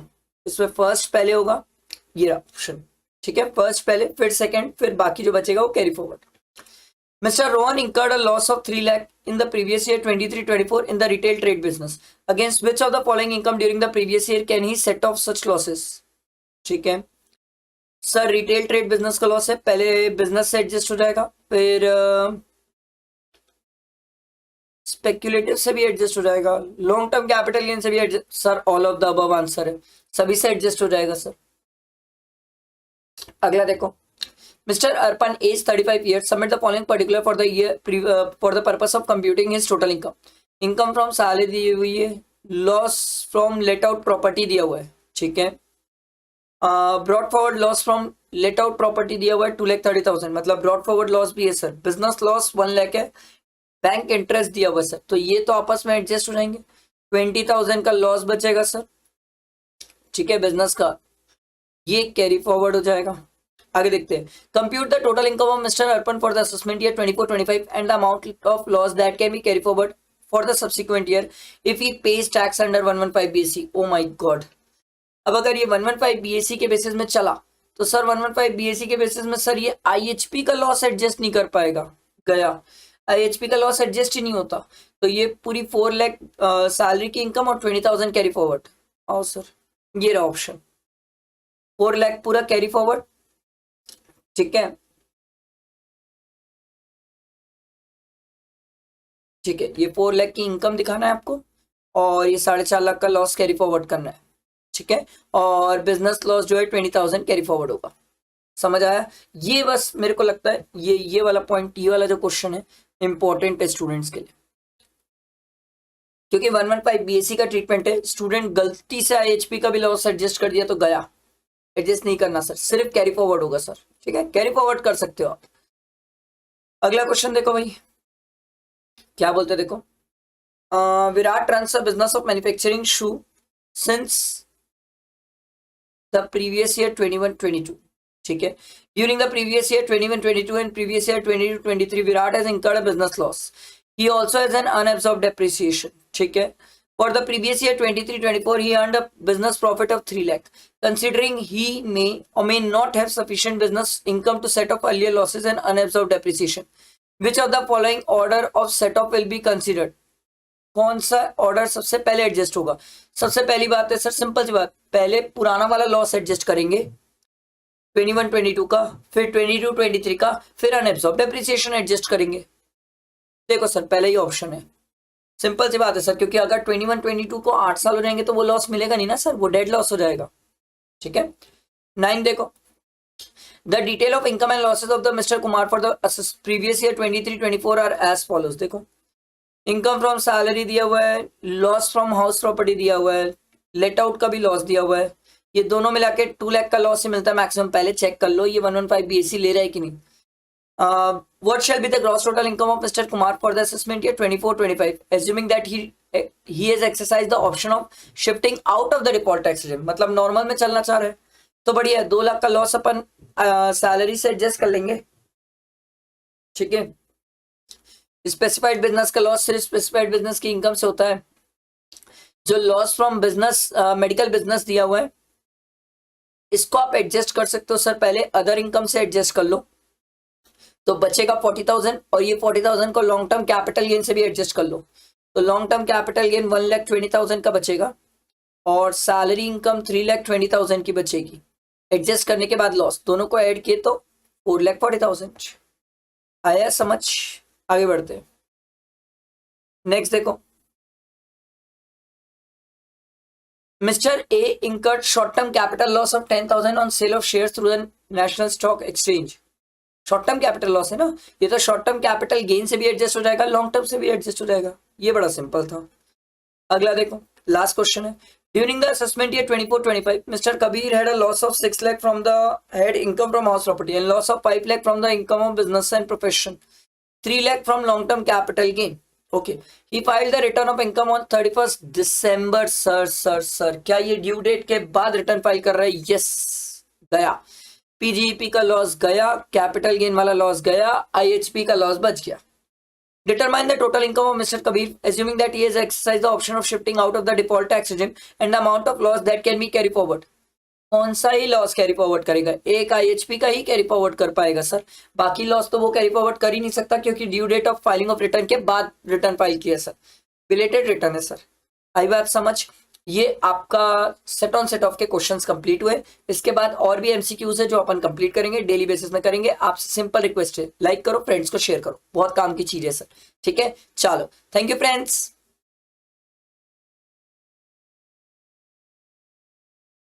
Hello friends, I am C वर्धमांडा का, ध्यान से सुनना सर, जितने भी सीए इंटर वाले या सीएमए वाले स्टूडेंट है सर, फाइनली अपन डिडक्शन का एमसीक्यू करेंगे। इससे पहले मैंने आपको पूरे चैप्टर्स के एमसीक्यू करवाए हैं सर, केस सिनेरियो मैंने सॉल्व करा दिया है। आपने अगर अभी तक नहीं देखा है तो देख लो, एग्जाम्स में बहुत हेल्प करेंगे सर ये, ठीक है। चलो, आपसे सिंपल एक ही रिक्वेस्ट है, फ्रेंड्स को शेयर करना और लाइक करना। चलो, डिडक्शन के एमसीक्यू देखते हैं, इससे डिडक्शन के कवर हो जाएंगे और इसके आगे के चैप्टर्स भी अपन कवर करेंगे सर। देखो, क्वेश्चन 1 क्या दिया हुआ है, मिस्टर सुहान एज 35 ईयर्स और नॉन रेसिडेंट, ध्यान रखना सर नॉन रेसिडेंट है, earned a dividend income of 12,50,000 from an Indian company which has declared a dividend on 39/2023 and credited directly to his bank account on 15/10/2023 in France and 15,000 on interest on saving account from SBI। Sir interest on saving account है तो sir simple सी बात है, ये interest की income तो दिखेगी आईयूएस में, तो इसमें अपन 15,000 ऐड कर लेंगे, पर डिडक्शन मिलेगी कि नहीं ये बात है। इसकी एज है सर 35, तो 80 TTA की बात है सर, और TTA में वहां पर लिखा हुआ है सर इंडिविजुअल एचएफ, तो वहां पर कोई रेसिडेंट नॉन रेसिडेंट कुछ नहीं लिखा है, तो क्या डिडक्शन मिल जाएगी? यस, 10,000 की डिडक्शन मिल जाएगी। तो आपसे क्या पूछ रहा है, देखो, assuming that he has no other income, what will be the amount of income chargeable to tax in his hand if Mr. Swahan has exercised the option of shifting out of the default tax regime? तो sir उसके case में income कितनी हो जाएगी? 12,50,000 plus 15,000 minus 10,000, ये आ रहा है 12,55,000। समझ आया? नेक्स्ट देखो, mister Shiva made a donation of 50,000 to PM care fund 80G without qualifying limit, 20,000 to prime minister drought relief fund 80G, ये 100% मिलता है, ये 50% विदाउट क्वालिफाइंग लिमिट। ठीक है, तो 50,000 प्लस 10,000 60,000 तो हो गया सर। ठीक है, आगे देख लेते हैं। By cheque he made a cash donation, sir cash donation 2,000 से ज्यादा हम कर नहीं सकते सर 80G में। If Mr. Shiva has exercised the option of shifting out of the default tax under 115 BAC, the deduction allowable to him will be 60,000. ठीक, next देखो, Mr. Ramesh pays a rent of 5,000 per month. His total income is 2,80,000. ठीक है, gross total income as reduced by the deduction under chapter 6 है, except 80G double G. 80 double G याद है ना sir, rent के case में मिलता है। He is also in receipt of HRA. ओ भाई, अगर किसी को HRA मिलता है तो 80GG वो क्लेम नहीं कर सकता। तो sir if he exercise the option of shifting out of the default tax regime under 115 BAC, he would be eligible for deduction. No sir, कोई डिडक्शन नहीं मिलने वाली इसको 80GG में, क्योंकि उसको HRA मिलता है। अगला देखो, Mr. Krishna, resident Indian, age 61 years, maintain a saving account with a cooperative land development bank and he earns 20,000 as interest on saving account. Sir as तो देखो, 80TTB की बातें हैं सर, तो ये तो मिल जाएगा 20,000 for the financial year. Mister Krishna also maintain a fixed deposit and a recurring deposit with money finance NBFC। Sir NBFC का नहीं मिलता, बैंक्स का मिलता है, कोऑपरेटिव सोसाइटी का मिलता है, जिसमें कोऑपरेटिव लैंड डेवलपमेंट बैंक ये सब आ जाते हैं, कोऑपरेटिव लैंड मॉर्गेज बैंक भी आ जाता है, और पोस्ट ऑफिस आ जाता है सर। ये NBFC नहीं आती है सर, तो NBFC वाला तो नहीं मिलेगा। What will be the deduction allowable to Mr. Krishna under Chapter 6A if he exercise the option of shifting out of the default tax regime? तो कितना मिल जाएगा? 20,000. अगला देखो, Rajan, a resident Indian, has incurred 15,000 for the medical treatment of his dependent brother, who is a person with severe disability, and deposited 20,000 with the LIC for his maintenance. उससे कोई फर्क नहीं पड़ता सर, अगर सीवियर डिसेबिलिटी की बात है तो 1,25,000 स्ट्रेट फॉरवर्ड अपन क्लेम कर सकते हैं, आप चाहे कुछ खर्चा करो ना करो, उससे कोई फर्क नहीं पड़ता। तो 80DD में इसको डिडक्शन कितने मिल जाएगी? 1,25,000। अगला क्वेश्चन देखो, मिस्टर श्रीवत्सव, हाँ Srivastava, age 72 years, paid a medical insurance premium of 52,000। Sir कितना मिल जाएगा? 50,000 80D के हिसाब से, एंड 4,000 बाय चेक, तो भी सर कितना मिलेगा? Maximum 50,000। During May 23 under medical insurance of the general insurance corporation, the above sum has been paid for the insurance of his own health. If he exercised the option of shifting out of the default tax regime under 115 BAC, he would be entitled to a deduction under 80D. कितना मिल जाएगा sir? 50,000। ये तो simple था। अगला देखो, gross total income of Arpita for the previous year 23-24 is 6 lakh. He has also taken a loan of 7,20,000 in the financial year 2021 from a bank for her husband who is pursuing MBA course from IIM Kolkata. On 2nd April 2023, she paid the first installment of the loan 45,000 and interest, sir, section 80E higher education 65,000 interest, क्या ये claim कर सकती है? Yes. तो आपको उसकी total income बताना है, तो 6 लाख माइनस 65,000 क्या आ जाएगा? 5,35,000। सिंपल। देखो 8th, an individual has paid a life insurance premium of 25,000 during the previous year for the policy of 1 lakh taken on 1/4/2019. If he pays tax under default tax regime, ओ भाई तो कोई deduction ही नहीं मिलती है, फिर तो पढ़ ही क्या रहे हो। ठीक है, अगला देखो, Mr. X has 2 units, 1 unit in SEZ and another unit in a DTA. The unit in SEZ was set up and started manufacturing in 12/3/2016. Sir मैं 2024 में बैठा हूँ, तो पहले 5 साल 100%, नेक्स्ट 5 years कितना होता है? 50%। पहला 5 साल तो इसका कब का खत्म हो चुका है सर, तो ये तो नेक्स्ट 5 years में फॉल करेगा, तो 50% मिलेगा। And unit in DTA from 15/6/2017। Total turnover of mister X and units in DTA is, अच्छा total turnover of mister X दिया हुआ है 8 करोड़ 50 लाख, और इसमें से DTA का दिया हुआ है सर 3 करोड़ 25 लाख। तो सर SEZ का टर्नओवर कितना हो जाएगा? करना पड़ेगा सर, 8 करोड़ 50 लाख माइनस 3 करोड़ 25 लाख, यार सर 5 करोड़ 25 लाख, ये SEZ का टर्नओवर है सर, टोटल टर्नओवर। ठीक है, export cell of the SEZ is 3 crore 50 lakh and DTA से मेरे को कोई मतलब नहीं है, respectively net profit of the units in SEZ के प्रॉफिट से मतलब है मेरे को, डीईटीए के प्रॉफिट से मेरे को कोई मतलब नहीं है। Proceed from export cell in SEZ received in a convertible foreign exchange till 39/2024 is 2 crore 50 lakh. तो जितना कन्वर्टेबल रिसीव हुआ है उतना ही एक्सपोर्ट टर्नओवर माना जाएगा। तो एक्सपोर्ट टर्नओवर है इसका 2.5 करोड़। टोटल टर्नओवर हमें पता चल गया। प्रॉफिट दिया हुआ है सर कितना है, 80 लाख। कर लेते हैं sir, 80 lakh, 80 lakh into 2.5 divided by 5.25, ये आया इसका 50%। ये आ रहा है सर 1904762, राउंड फिगर कर लिए सर। आया समझ? ये मैंने आपको डिडक्शन के पूरे क्वेश्चंस करा लिए एमसीक्यूज, ठीक है।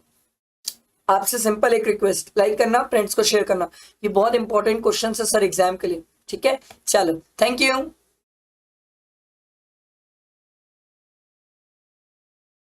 Hello friends, I am C वर्धमांडा का, ध्यान से सुनना सर। इससे पहले अपन ने लास्ट 6 चैप्टर के एमसीक्यूज कवर किए, अब अपन टीडीएस टीसीएस के कवर करेंगे सर। इसके बाद 1-2 चैप्टर्स और बचे, उसके बाद इनकम टैक्स के केस सिनेरियो और एमसीक्यू कंप्लीट हो जाएंगे, फिर अपन जीएसटी की तरफ मूव करेंगे। तो आपसे सिंपल रिक्वेस्ट है, लाइक करो और फ्रेंड्स को शेयर करो।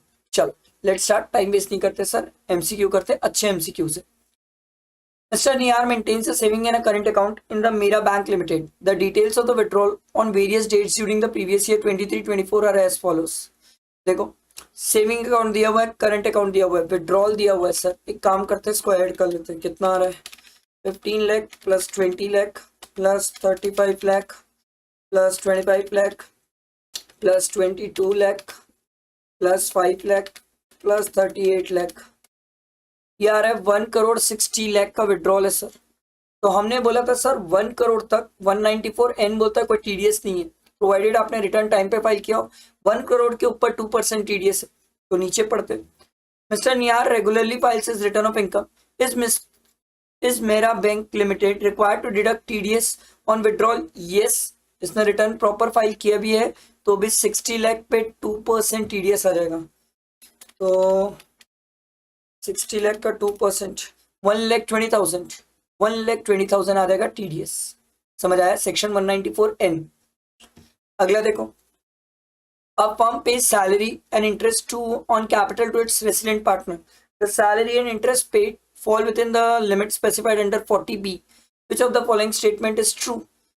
Sir, tax is required. नहीं सर, टैक्स डिडक्ट ही नहीं होता है sir. No tax is required to be deducted on salary but interest नहीं सर, इंटरेस्ट में भी टीडीएस नहीं होता। तो ऑप्शन क्या हो जाएगा, डी। ना ही सैलरी ना ही इंटरेस्ट, दोनों पे टीडीएस नहीं होता। अगला देखो, mister Vyas age 80 is a retired government employee. On 1st April 2023 received the maturity amount of the LIC of 3,50,000. 194D A की बातें हो रही है सर, ठीक। This policy was taken by Mr. Vyas on 1st April 2016 on which the sum assured was 3 lakh and the annual premium was 40,000. तो वो 1010D में exam भी नहीं है। His income comprising of pension income of 85,000. Mr. Vyas furnishes the declaration under 15H. Sir, इसने declaration file कर दिया 15H में। तो अगर कोई पर्सन डिक्लेरेशन फाइल कर देता है तो उस केस में टीडीएस की बात ही नहीं आती है sir. 194H for non declaration of tax at source to the insurance company stating that his net liability for the year is nil. तो सेक्शन 197A सब पढ़े सर, जिसमें हम ये पढ़ते थे 19 सर, अगर 15G और H में अगर आपने डिक्लेरेशन फाइल कर दिया कि आपका टीडीएस डिडक्ट करने की जरूरत नहीं है, तो उस केस में सामने वाला आपका टीडीएस डिडक्ट नहीं करेगा। तो देखो, ये पहला वाला पॉइंट तो गलत हो जाएगा। The claim by Vyas is right and the insurance company is not required to deduct TDS. समझ आया? आगे बढ़ते हैं। Mr. Ram acquired a house property in Chennai from Satyam, a resident, for a consideration of 85 lakh on 23/8/2023. On the same day, Ram made 2 separate transactions, thereby acquiring an urban plot in Gwalior from Mr. Vipun, a resident, a sum of 50 lakh, and a rural agricultural land from Mr. Danish, a resident, for a consideration of 75 lakh. अच्छा, rural का तो कोई दिक्कत ही नहीं है, but urban वाले में TDS की बातें हैं सर। अर्बन वाले में टीडीएस की बातें आएगी। सेक्शन 194IA टीडीएस की बातें आएगी। और एक तो इसमें आ जाएगी 85 लाख वाले में, एक अर्बन लैंड है सर 50 लाख, 50 लाख से एक्सीड वाले में आती है, ठीक है। तो देखो देखो TDS on 1% on 85 lakh and 50 lakh are attracted. No payment TDS payment on 75 lakh for the acquisition of rural agriculture land. आई बात समझ, बैठा दिमाग में। बट इसमें एक और बात है,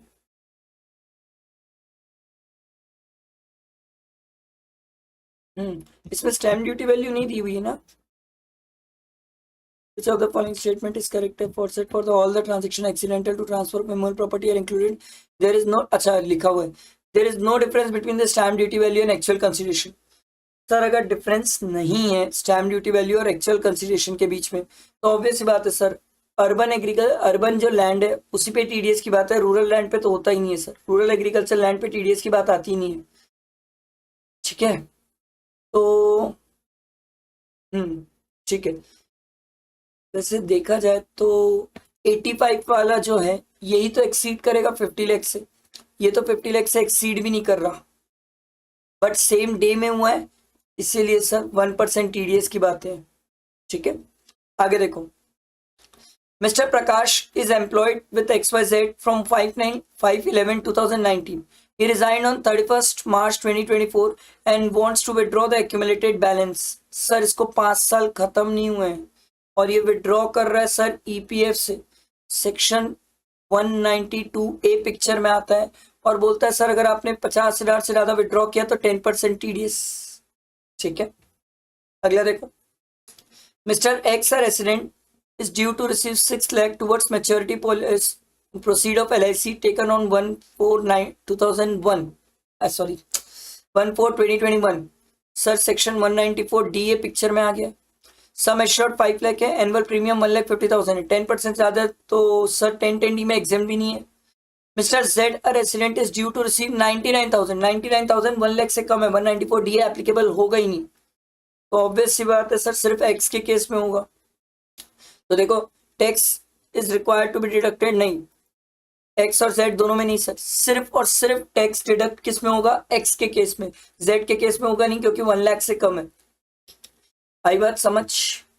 अगला देखो, the benefit of payment of advance tax in one instalment on or before 15 March is available to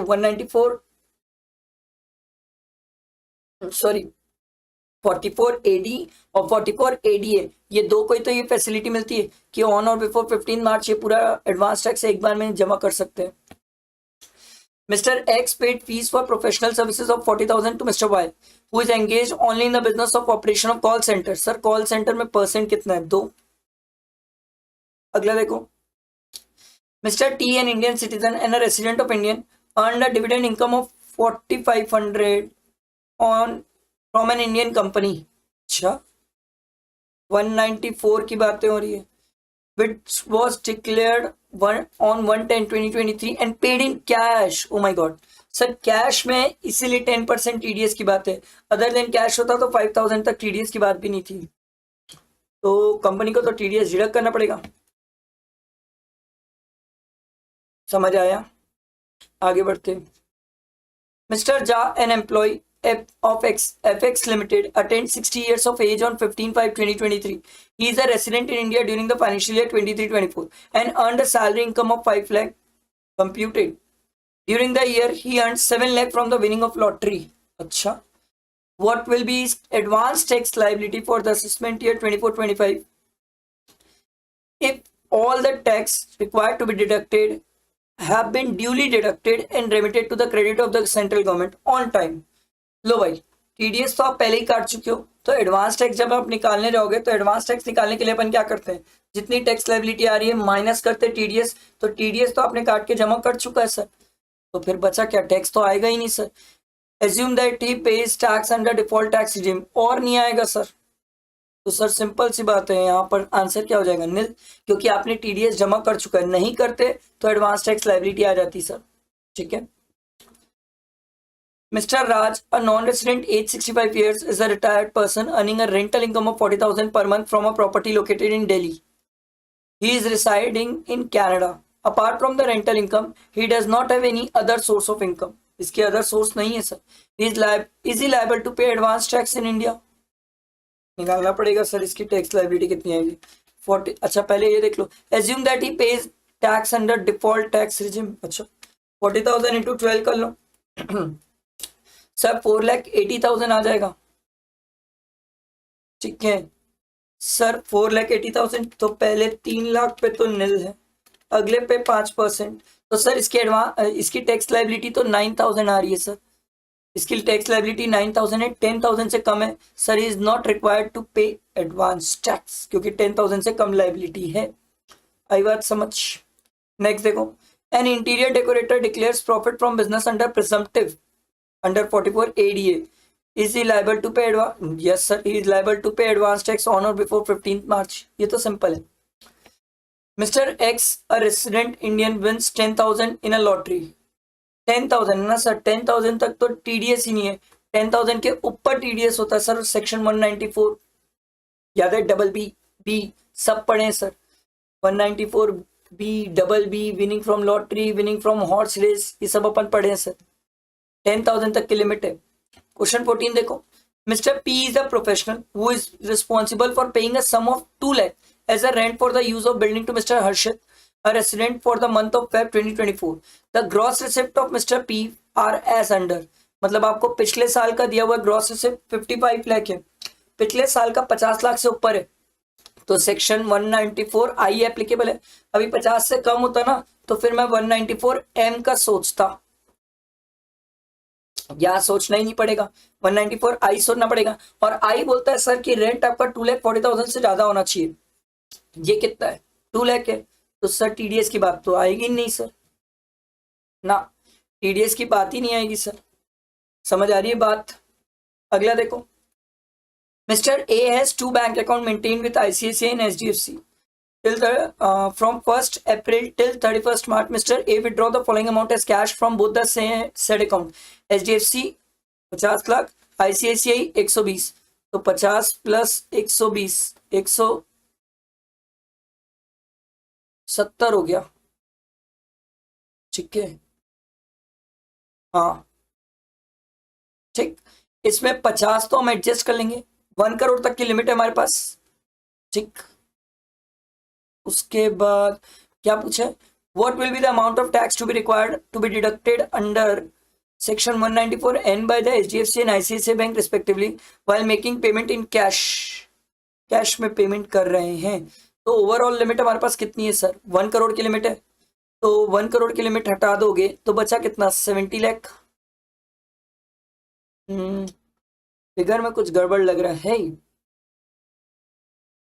मेरे को फिगर में कुछ गड़बड़ लग रहा है। ये 120 नहीं होना चाहिए, 110 होना चाहिए। अगर 120 होगा तो कोई भी ऑप्शन वैलिड ही नहीं है, और अगर ये 110 है तो बचा कितना? 60, और इसमें से -1 किए तो 60 आया। 60 का सर 2%। ना एक सेकंड रुको, कुछ फिगर्स में गड़बड़ लग रहा है मेरे को, फिगर में गड़बड़ लग रहा है। अगर ये 120 है तो सर 120 हुआ, इसमें से भी 50 गया तो बचा 70। 70 का 2% कितना हो जाएगा? 70 लाख, इसका 2% 1,40,000 आ जाएगा सर।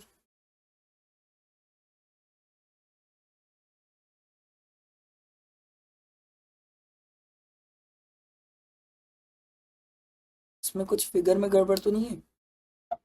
अच्छा ये तो सर अलग अलग बैंक का है ना। अरे रे रे, अपन क्या कर रहे हैं, देखो देखो देखो देखो सर, ये तो अलग अलग बैंक का है, तो ये 50 लाख, अरे यार ये 50 लाख तो वैसे ही 1 करोड़ की लिमिट में कवर हो जाएगा, तो ये आप क्लेम कर लिए। ICICI बैंक से भी विड्रॉ किए तो 1 करोड़ की लिमिट है सर। ठीक, तो बचा कितना सर? 20 लाख। 20 लाख का 2% हो जाएगा सर, तो 20 लाख इसका 2% 40,000 sir.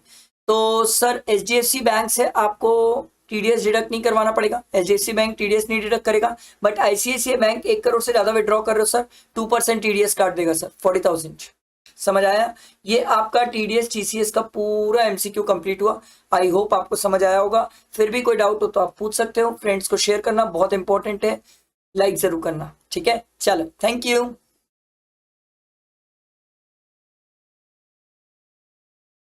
Hello friends, I am सीवर्ड मांडका।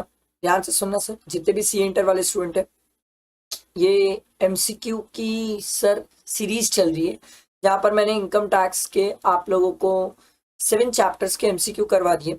ये 8th चैप्टर है, इसके बाद एक चैप्टर और बचा है, उसके बाद आपके एमसीक्यूज कंप्लीट।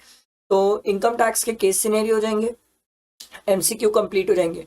आरटीपी एमटीपी मैंने सॉल्व करवा के डाल दिया सर, वो आप देख सकते हैं सर। ठीक है, चलो टाइम वेस्ट नहीं करते, एमसीक्यू करते हैं, फटाफट खत्म करेंगे। देखो, Arun's gross total income of the previous year 23-24 is 2,45,000. He exercised the option of shifting out of the default tax regime. मतलब नॉर्मल चलना चाहता है। He deposited 45,000 in PPF. Okay. He pays an electricity bill to 1,20,000. ओ भाई, याद करो हम पढ़ के आए सर कि अगर आप 1 लाख से ज्यादा इलेक्ट्रिसिटी बिल पे करते हो तो क्या आपको रिटर्न फाइल करना कंपलसरी है? यस, आपको रिटर्न फाइल करना पड़ेगा, भले ही आपकी इनकम कम है, उससे कोई फर्क नहीं पड़ता। ये नॉट वाले ऑप्शन तो गलत ही है, ये वाला ऑप्शन सही है sir. Arun is required to file his return of income for the previous year since his electricity bill exceed 1 lakh. Next देखो, Mr. Dinesh, a resident in India, has a gross total income of 2,30,000 comprising of interest on saving and rental income during the previous year 23-24. He incurred an expenditure of 2 lakh for his son for a study tour to Europe. तो भैया 2 लाख रुपए खर्चा किया गया, ठीक है, for study tour to Europe. Sir 2 lakh रुपए तक खर्चा अलाउड है, इससे एक्सीड करता है तो रिटर्न फाइलिंग कंपलसरी होती है। 2 लाख में कोई दिक्कत नहीं है सर। ठीक है, अगला देखो, mister X is a working partner and mister Y is a not working partner of XYZ partnership firm. XYZ partnership firm is subjected to tax audit. अगर फर्म टैक्स ऑडिट करा रही है तो पार्टनर्स के ऊपर भी टैक्स ऑडिट वाली date applicable हो जाएगी, ये तो सिंपल है। अगला देखो, in which of the following transaction quoting of PAN is mandatory for a person entering into the set transaction. सबसे पहले देखो, ओपनिंग अ सेविंग अकाउंट, नहीं, इसमें तो लिमिट है। Applying for a bank for issue of credit card, yes sir, इसमें चाहिए PAN mandatory है। Payment of 40,000 to mutual fund, नहीं। Cash deposit with a post office of ₹1 lakh, 1 lakh है सर, इसमें जरूरी है। Fix deposit of 30,000 with an NBFC registered with RBI aggregating the total deposit to 3,50,000। 30,000 in deposit है, बच गया।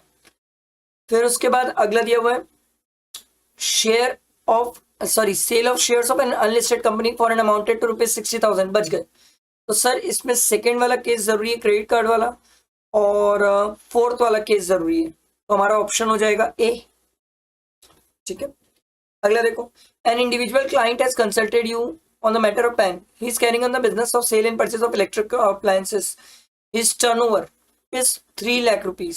Sir अगर 5 लाख से ऊपर जाता है तो पैन नंबर देना पड़ता है, ये तो 3 लाख है, तो आपसे क्या पूछ रहे हैं? He has asked you to provide in the threshold limit of turnover, if any, exceeding which he has to apply for PAN. Sir, 5 lakh. Which of the following return can be revised? Sir, normal return, belated return, loss वाले return भी आप revise कर सकते हैं sir, कोई दिक्कत नहीं है, बस ड्यू डेट के पहले फाइल होनी चाहिए, रिटर्न तो रिवाइज कर सकते हो सर। अगला देखो, ISKCON INC, a foreign company and non-resident in India, for the assessment year 24-25, engage in the business of trading of tube lights outside India. The principal of the office of the company has been approached you to enlighten him regarding the provision of Income Tax Act 1961 pertaining to the person who is required to verify the return of income in the case. अच्छा sir, company के case में return कौन verify करेगा? तो पहला तो sir उसका director verify कर सकता है, दूसरा बोल रहा है the return of income in case of ISKCON INC can be verified by any director. नहीं, एनी डायरेक्टर नहीं sir, irrespective of the availability और अदरवाइज ऑफ मैनेजिंग डायरेक्टर, नहीं सर, एनी डायरेक्टर नहीं करता। The return of income in case of INC may be verified by person who hold a valid power of attorney, ये भी point हो जाएगा sir. ठीक है, तो या तो मैनेजिंग डायरेक्टर कर ले या तो कोई और पर्सन जिसके पास पावर ऑफ अटर्नी है वो भी कर सकता है, तो ऑप्शन हमारा सी हो जाएगा। अगला देखो, Mr. Kumar, age 62 years, resident and ordinary resident, is a retired employee with a monthly pension of 22,000. He has no other source of income. He has a house property in Bathinda and his son is living in London. And has a house over there. Oh my god, क्या इसकी property बाहर भी है? Yes, his son met with an accident and died, thereby leaving the house at London in the name of Mr. Kumar. ओहो, तो भैया जो बेटे के पास जो प्रॉपर्टी थी वो भी अब किसकी है sir? Mister Kumar. Mister Kumar seeks your advice whether is required to file his return of income. Yes sir, क्योंकि इसका जो बेनिफिशियल ओनरशिप है वो बाहर है ना सर, इसकी प्रॉपर्टी बाहर है। Yes, is mandatory required to file return of income as is the resident and ordinary resident in India and has an asset located outside India. Asset बाहर है ना सर। अच्छा, एक और भी है क्या? Yes, yes is required to file. नहीं नहीं नहीं नहीं, ये पॉइंट की तो बात ही नहीं है सर। अगला देखो, mister Pawan is engage in the business of roasting and grinding coffee beans during the financial year 23-24. His total income is 4,50,000. Pawan filed his return of income for the assessment year 24-25 on 3rd December. अरे बाप रे, due date के बाद file किया है sir. 5 lakh से कम है तो सर इसके ऊपर फी कितनी एप्लीकेबल हो जाएगी? 1000। 8 लाख से ऊपर होता तो कितना हो जाता? 5000। Mister Z, a salaried individual, has a total income of 8 lakh. He furnishes his return of income for the assessment year 24-25 on 28 August. 31 जुलाई लास्ट डेट है सर। उसके बाद रिटर्न फाइल किया है तो 8 लाख है, तो इस केस में जो फी हो जाएगी वो फी कितनी हो जाएगी सर? 5000, क्योंकि सर 5 लाख से ज्यादा इनकम है। समझ आया? ये मैंने आपको provision for filing of return के क्वेश्चंस करा दिए। आई होप आपको समझ आया होगा। अब अपना एक लास्ट चैप्टर है, उसके एमसीक्यू बचे और आपके एमसीक्यूज कंप्लीट हो जाएंगे। ठीक है, फ्रेंड्स को शेयर करना, लाइक जरूर करना। ठीक है, चलो, थैंक यू।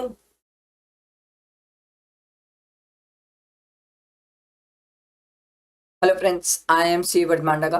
ध्यान से सुनना सर, जितने भी सीए सीएमए वाले स्टूडेंट है सर, इससे पहले मैंने आप लोगों को क्लबिंग तक के पूरे एमसीक्यू करवा दिए। 5 हेड्स खत्म, रेसिडेंशियल खत्म। अभी अपन सेट ऑन सेट ऑफ के एमसीक्यू करेंगे सर। इसके बाद और भी चैप्टर्स के एमसीक्यू बचे। आपसे एक ही रिक्वेस्ट है, लाइक करो, क्योंकि आप इसको देखते हो और अगर लाइक करते हो तो मुझे सर मोटिवेशन मिलता है। आप इसे फ्रेंड्स तक शेयर करो, क्योंकि बहुत इंपॉर्टेंट होते हैं ये एमसीक्यू। इसी के बेसिस में आपके एग्जाम के क्वेश्चंस बनते हैं। ठीक है, तो चलो लेट स्टार्ट, टाइम वेस्ट नहीं करते सर। देखो, फर्स्ट क्वेश्चन क्या बोलता है? According to section 80, no loss which has not been determined in pursuance of a return filed in accordance with the provision of section 139 subsection 3 shall be carry forward। मतलब अगर simple सी बात है sir, अगर आपने रिटर्न फाइल नहीं किए तो कौन सा लॉस ऐसा है जो कैरी फॉरवर्ड नहीं हो सकता? The exception to this are, अब इसके क्या एक्सेप्शन है? मतलब जहां पर रिटर्न फाइल नहीं भी किए तो भी लॉस कैरी फॉरवर्ड हो सकता है। अपन पढ़ के आए सर, IHP का लॉस और अनएब्सॉर्ब डेप्रिसिएशन, ये दो ही चीज तो है सर जो आप आराम से कैरी फॉरवर्ड कर सकते हो, कोई दिक्कत नहीं है। अगला देखो, brought forward loss from house property of 3,10,000 of the assessment year 23-24 is allowed to be set off against the income from house property। Sir ये ब्रॉड फॉरवर्ड लॉस है। ठीक है, अगर ब्रॉड फॉरवर्ड लॉस है तो ब्रॉड फॉरवर्ड लॉस एडजस्ट करने में कोई लिमिट नहीं है। करेंट ईयर का लॉस IHP का मैक्सिमम 2 लाख ही आप क्लेम कर सकते हो, बट ब्रॉड फॉरवर्ड लॉस है तो पूरा क्लेम कर सकते हो। आई बात समझ? तो पूरा 3,10,000 एडजस्ट कर सकते हो सर। ठीक है, उसके बाद अगला देखो, during the assessment year 23-24 mister A exercising the option of shifting out of the default tax regime, मतलब नॉर्मल चल रहा है, had a loss of 8 lakh from the income from house property which cannot be set off against any other head of income as per the provision of section 75। The due date of filing of return under section 139(1) in case of Mr. A has already expired। Due date of filing of return in case of Mr. A has already expired होना चाहिए। ठीक है, and mister A forgotten to file his return of income within the set due date. लो भाई, return file करने की due date भी निकल गई। However mister A has filed his belated return file किया है। ड्यू डेट ऑफ रिटर्न में नॉर्मल रिटर्न फाइल नहीं किया है, बिलेटेड रिटर्न फाइल किया है। Now while filing return of income for the assessment year 24-25 mister A wishes to set off the loss against the income from house property for the previous year 23-24। his income from house property is 5 lakh। okay, bank interest on bank fixed deposit is 1 lakh। determine whether Mr. A can claim the said set off। तो 8 लाख का loss है, 5 लाख की income है sir, income from house property. Sir इसने return due date में file नहीं किया, तो देखो whether A can claim the set off. ये तो नो बोलता है सर, अपन क्लेम कर सकते हैं ना सर, क्या दिक्कत है? आईएचबी के केस में रिटर्न नहीं भी फाइल किया टाइम पे तो भी क्लेम कर सकते हैं।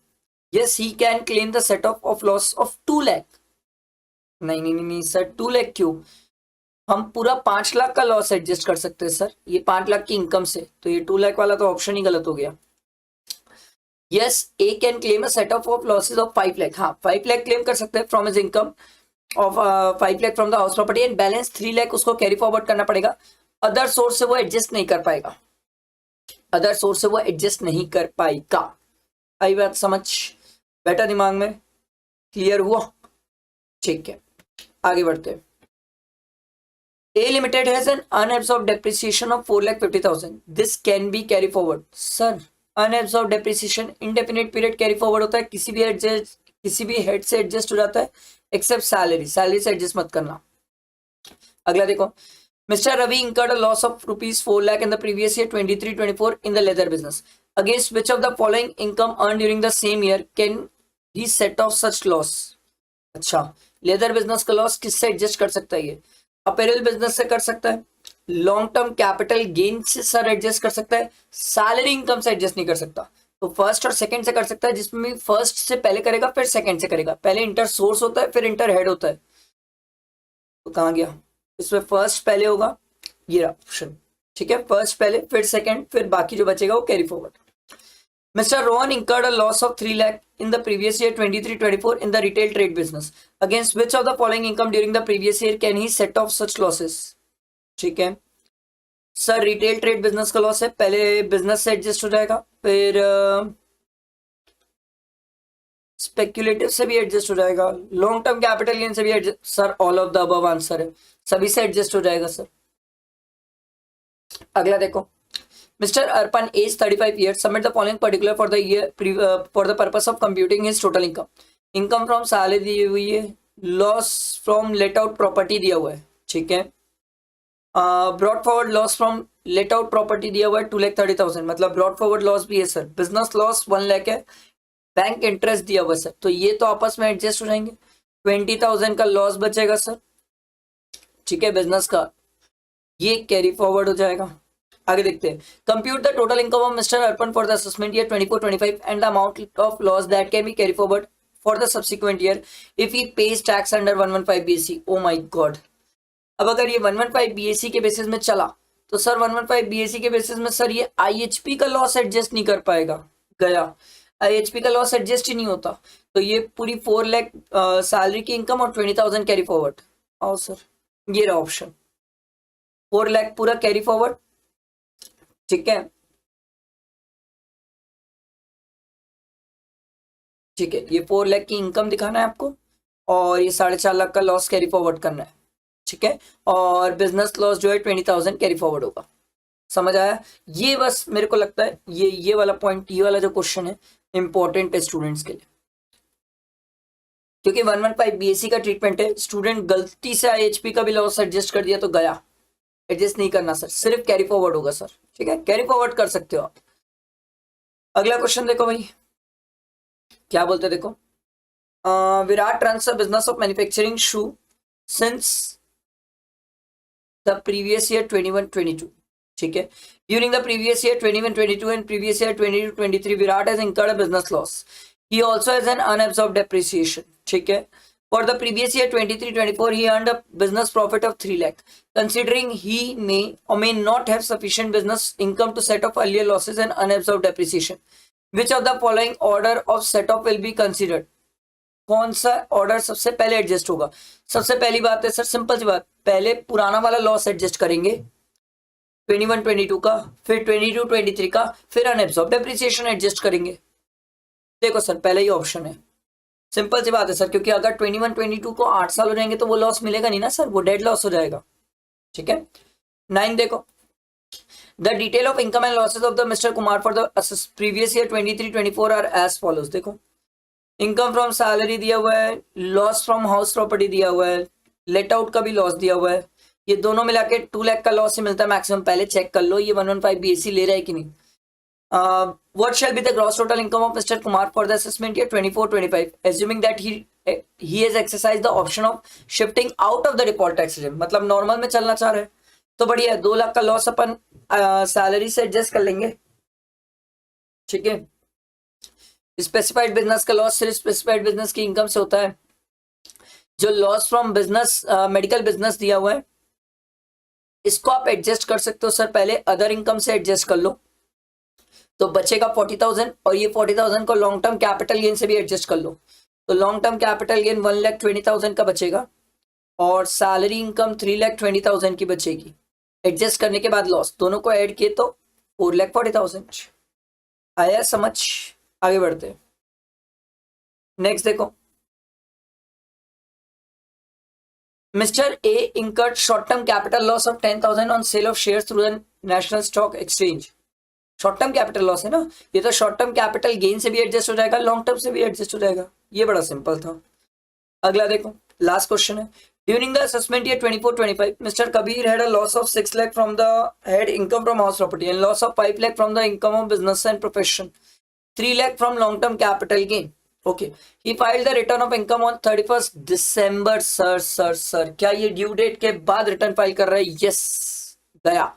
पीजीईपी का लॉस गया, कैपिटल गेन वाला लॉस गया, आईएचपी का लॉस बच गया। Determine the total income of Mr. Kabir, assuming that he has exercised the option of shifting out of the default tax regime, and the amount of loss that can be carry forward.